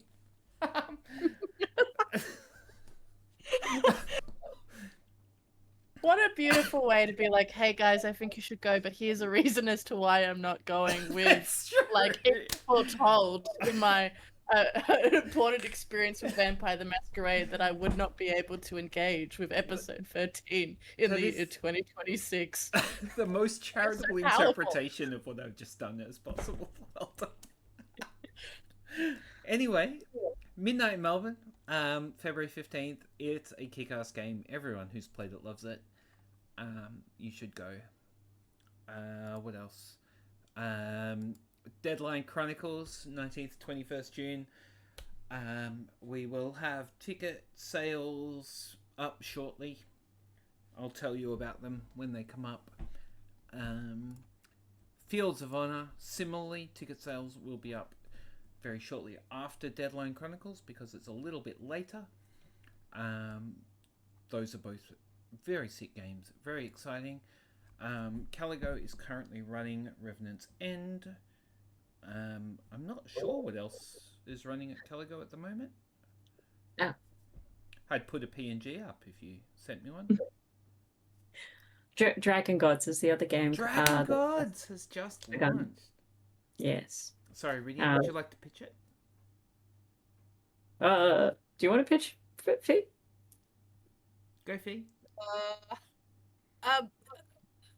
The dragon gods have turned back up in the world after a great cataclysm. Come along and be coerced by them. I'm That sounds sold. terrible. Is it? You're seeing El. It's Elm the is a year of dragon me god. Come storytelling play and NPCing. I'm just trying to have a well-rounded experience. We're also doing going to be hosting a interstate visitor for a weekend of gaming. That's exciting. Yes, 25th and 26th of April. Will be that, and there'll be some showcase of various other games happening alongside. So details will come soon. Yes, Caligo Presents is, and that'll be down somewhere South Yarra way. We've got a venue down there. So it's not like a weekender? Or it is a weekender but you don't stay over? It's 4 different, it's going to be 8 separate games, so there's going to be 8 4 time slots across the weekend. For Think of it like a gallery of one-shots. Yeah. But 4 of the games will be run by our guest interstate ST by the lovely name of Stephen Justice. Stephen Justice? That's so impressive. How did you get that guy? He's famous. Sorry. Legit though, he's a big name. Well done. He's lovely. Yeah. So I've heard. More I want to details. see more interstate GMs just invited to go and run things at places for a weekend. Like you see at fencing where people just like get not randos, but they get like teachers from overseas clubs and just like fly them over. Mm. And then they run like teaching weekends or whatever. And I think that would be sick to do from a freeform perspective. Yeah. And the first step is this sort of thing. Mm. Yeah. And trying to make it planning it is hard, right? Yeah. If we do not have the money to offer to fly people down, it's hey, do you have the resources to do this? And then we'll take all of your labor, please and thank you. You know, what an exchange. We're very, very lucky that we have such a wonderful community. Mm. And that Stephen is doing it for free. So, imagine, if you will, you're playing a LARP, and the core conceit of this LARP is that you are the interstate visitor who's been invited to come and teach some chumps how to play LARP. And then one of the chumps steals your role because they murder you. But you have spent hours and hours and hours working on this kit and working on your plan and writing PowerPoint presentations and games that you're going to run, and then some chump has killed you in Act 1. How do you respond, both in and out of character?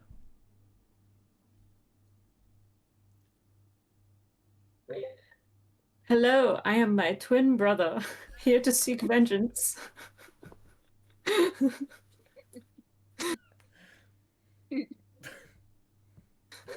Wherefore has my brother gone?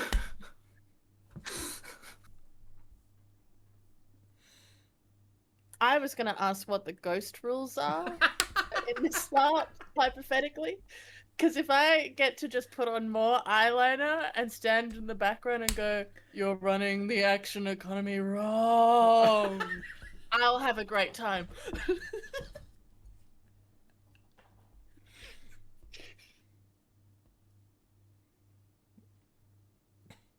Like, that's beautiful. I can't beat that. So I'll be the player that throws a tantrum, chucks their toys on the floor, and storms off in a huff.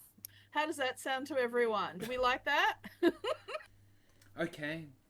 Amazing. Maturity plus. Elm, you're running a game in which this has happened. Mhm. One of your PCs got killed, as they do, and the PC is being a complete twat about it, and they're like, I'm playing my twin brother, and I'm going to kill whoever killed my old character. How do you respond? So, if they're talking to me about it, that's a really awesome step from them. They're not. And They're not I'm gonna talking meet to them you at their about level. it. What But they're if they're doing not is they're talking to me telling about you. it and they've got their shoulders up to their ears and they're marching, Yeah. I'm intercepting. Okay. I'm gonna jump Keep in going. and hit one of these guys and go, "Hey, you just died. We have an out of character space. Do you want to talk that through? We've got the player advocate if you just want to talk to someone, and not be about rules or not be about, the game in quotations. It can just be about how you're feeling right now, because you seem a little tense. I love the evil twin idea. I think it's got legs, but maybe we can figure out a way that, you could do that in a slightly less murderous angle. As well as we have an act structure, and I think generally as an ST, I really like the idea of having a little mandated everyone takes 5 and talks to other people out of character. You are not allowed to plot. We are checking in as a community. Intermission, I think, is sacred. So structurally, I'm going to introduce a 15-minute everybody chill out. A lot of death just happens in Act 1. Didn't plan for that. We should talk about it. And then I'm not against just vibe checking someone and being like, "Are you good? How can I help?" Quite good. Ridian, you're running this game. One of the PCs just got killed, as they do. She's being a complete twat about it, and now she's all like thrown everything on the ground. She's stormed off. She's gonna go home. She's gonna complain about your LARP on the internet. Maybe she's gonna write letters to the player. Maybe she's gonna be, I don't know. What are you gonna do? She's pretty pissed. Well, intercept. Say, hey, you've got to feeling your feelings. You need to do that. We respect that. We support that here. I think trying to come in with an offer and saying, hey, I know this just happened and it changed what you expected you would get out of this. There are some backup options, backup characters, NPCs. Here's some pre-generated stuff you can play with. If you want to sit in a room and have those options in front of you and have a think about it before you go home, you're very welcome to. If you need to just go home, have your feelings about it, we respect that. Maybe come back. If or when you want to come back, the options will be here for you. And even then throw in the pitch of if you're playing an NPC, there might be ones we can direct you to that are less likely to die so that you can feel included for a bit longer. Name it, right? Name the trauma. Having backup options. You're at all the ready. adorable. Fee, you're running a game. One of these players got their character killed in the first act, as they do, got murdered, is all self-important about it. It's like, I want to keep playing my dead character, but now I want to be a ghost, and I want to haunt the murderer. I'm not sure that fits with my superhero vibe game that I'm running. But let's have a talk about it. Maybe we can figure this out. Maybe we can find something that will be some way that you can continue to interact. Let's have a quick chat with the person that maybe did the murder. We could think about the fact that they now have a little voice in their head. Are we able to do that? Possibly. have you thought about this character? That interception, that discussion, that openness about, okay, what are the alternatives? Where are the vibes?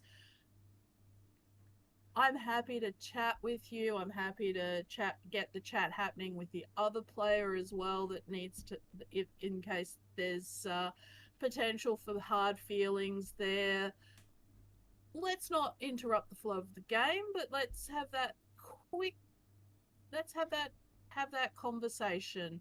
Happy to sit down. We've got someone maybe who's also NPCing. Do you want to have a quick chat with them? You know, yeah. Also, you look awesome. No, I was just gonna say, this is how we get Wraith. This Yeah. is Yeah. how Wraith happens.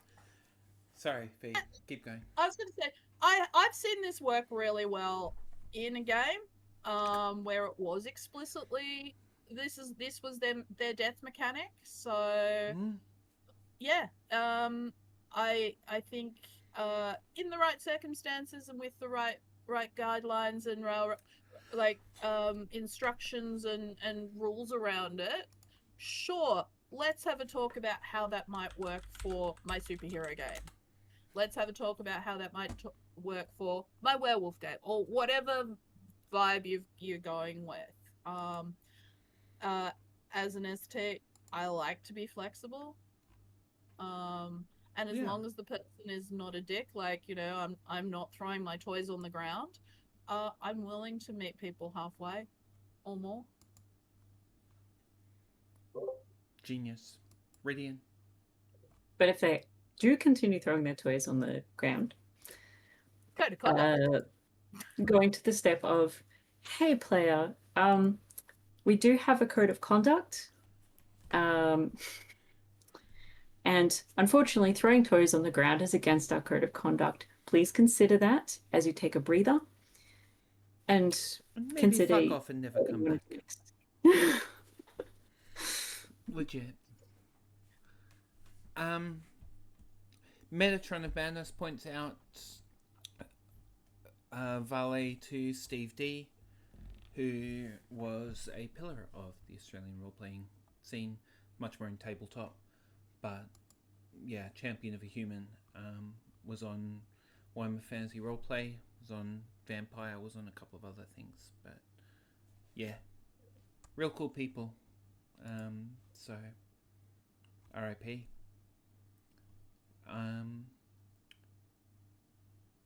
Flauditude points out that if you've spent many hours on a character, you can easily spend a couple more on a death threat letter, or a couple more ruining somebody's life. It's not so hard. Elm. Oh, resident expert on I death just threat agree. letters. Yeah. Okay. And if you write the death threat letter and you spend a lot of time on it, probably about halfway you'll be sick of writing the death threat letter and want to re-enter the narrative in a slightly more productive way as well. Yeah. And I think there's so much value in just going, we have a space for people who've died. Or for characters, people whose characters have died. But player removal is frowned upon. Generally. Sigh. But yeah, and also I have played that game where we got haunted by the person whose character we killed, and it was pretty fun.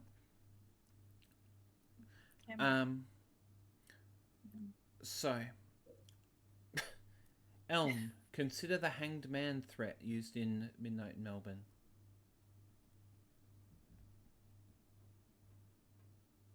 That rat's upside down for a reason. The Nosferatu have drunk deep of many a poisoned chalice. I'm not going to apologize. Good luck. Okay.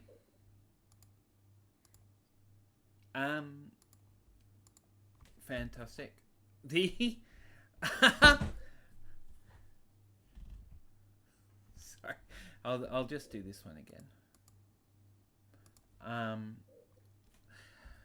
right, let's call it there. We've become silly and foolish, and it is time to go to bed and end very quickly. Last words from Fee. Look, I honestly think conversation is going to be our key way of doing this. We're awkward conversationalists. There, I can't even say it right. Respect your STs, respect your fellow players. Also, one thing we haven't touched on, and I actually wrote some notes here. When we are running stuff, when we are look at the way the room is gendered. Yeah. We have not talked about power in the room and gender, and who's doing the community advocacy and who's doing the always trying to smooth or talk down people. We haven't looked at that sort of thing. So I think there's a whole range of discussion to have in that space. And Look, I think, yeah, no, there is. And I do think we've missed out on it because it is often the women in the space who are trying to fix the problems, and it is often the men in the space who have the power. And I think that understanding that and this is where we come back into, this is a political space whether we like it or not. I have been in a room where I've looked around the room and I am the only female player. Yep. In a LARP space. That's not a tabletop space. That's a LARP space. In a LARP space with 30 or 40 players. Yeah. It was not uncommon in the early 2000s for there to be less than 1 in 20 female and players. this would have been 2011. Yep. It's real. Yeah. And understanding, who are the people working the floor and doing these conversations and looking at these relationships that are being formed or torn apart or impacted by a game that is being put together predominantly by guys. Yeah. By and for. Yeah. So where do our non-binary, where do our genderqueer people, where do our femme people sit in these spaces, which is all about community and advocacy, and building trust within these game spaces. Yeah. And we could talk about people of color as well, but we don't have any. Yes. Strong. It's a whole new discussion. We'll do gender politics in LARP and we'll get cancelled. And by the only people who ever actually cancel anything, which is the right wing. Okay. Ridian, last words. Yeah, I guess that does have my brain spinning on the thing of, like, when you write a political game, it's going to reveal things about what you are or aren't across, right? It's going to reveal things about you, or reveal things about people in your community. There's a vulnerability in that, and there's a need for strength and humility, right? Yeah, it's so rewarding, right? We do this because it's rewarding. So, when we encounter those difficult moments, where we have to, bite our tongues and be gracious or take criticism that we didn't realize we were going to encounter, just, remember why you're doing this. And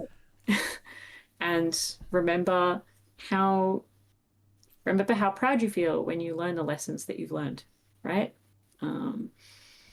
Yeah. Elm. Oh, it's It been a has really to be cool at least discussion. as profound as the other two. Oh no. Sure. I think it's really important to consider what you were trying to introduce with politic, because politic is used to inform structures and to inform rules and to pass laws and to decide what is in and what is out, both narratively and out of character. And I do think, like, as STs, it's leading and telegraphing the kind of politic we want to see in our spaces, and also being open to when that gets subverted or changed in exciting new ways with our soft open hands. And then as players and performers, engaging with politic in a way of forming a party. So we're not looking to become tyrants or dictators that are informing the law. We are finding a group of people to then build the rule set and the structures that we're interested in, and being generous with each other and telegraphing to the wider group as well. Yeah. It's very good. Okay. I thought you said you weren't going to be profound. I said, oh no, I didn't say I couldn't do it.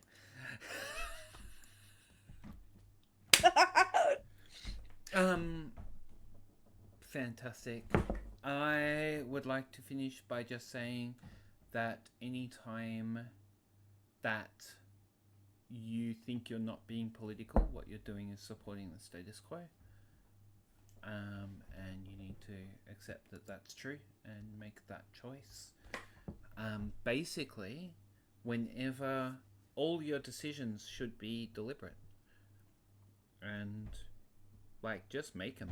Some of your decisions are right, some of your decisions are wrong, some of your decisions, the vast majority of your decisions are incredibly subjective, but you should be making them. Art is making decisions. And so, on that note, we're going to call it. That's Elm, that's Ridian, that's Fee, I'm Josie. Thank you all so much for coming and being really wise and delightful. And we thank you all in the chat and in the views who did not give the chat for being around, coming and watching, making the numbers go up, because as we said, that's pretty great. Love you all.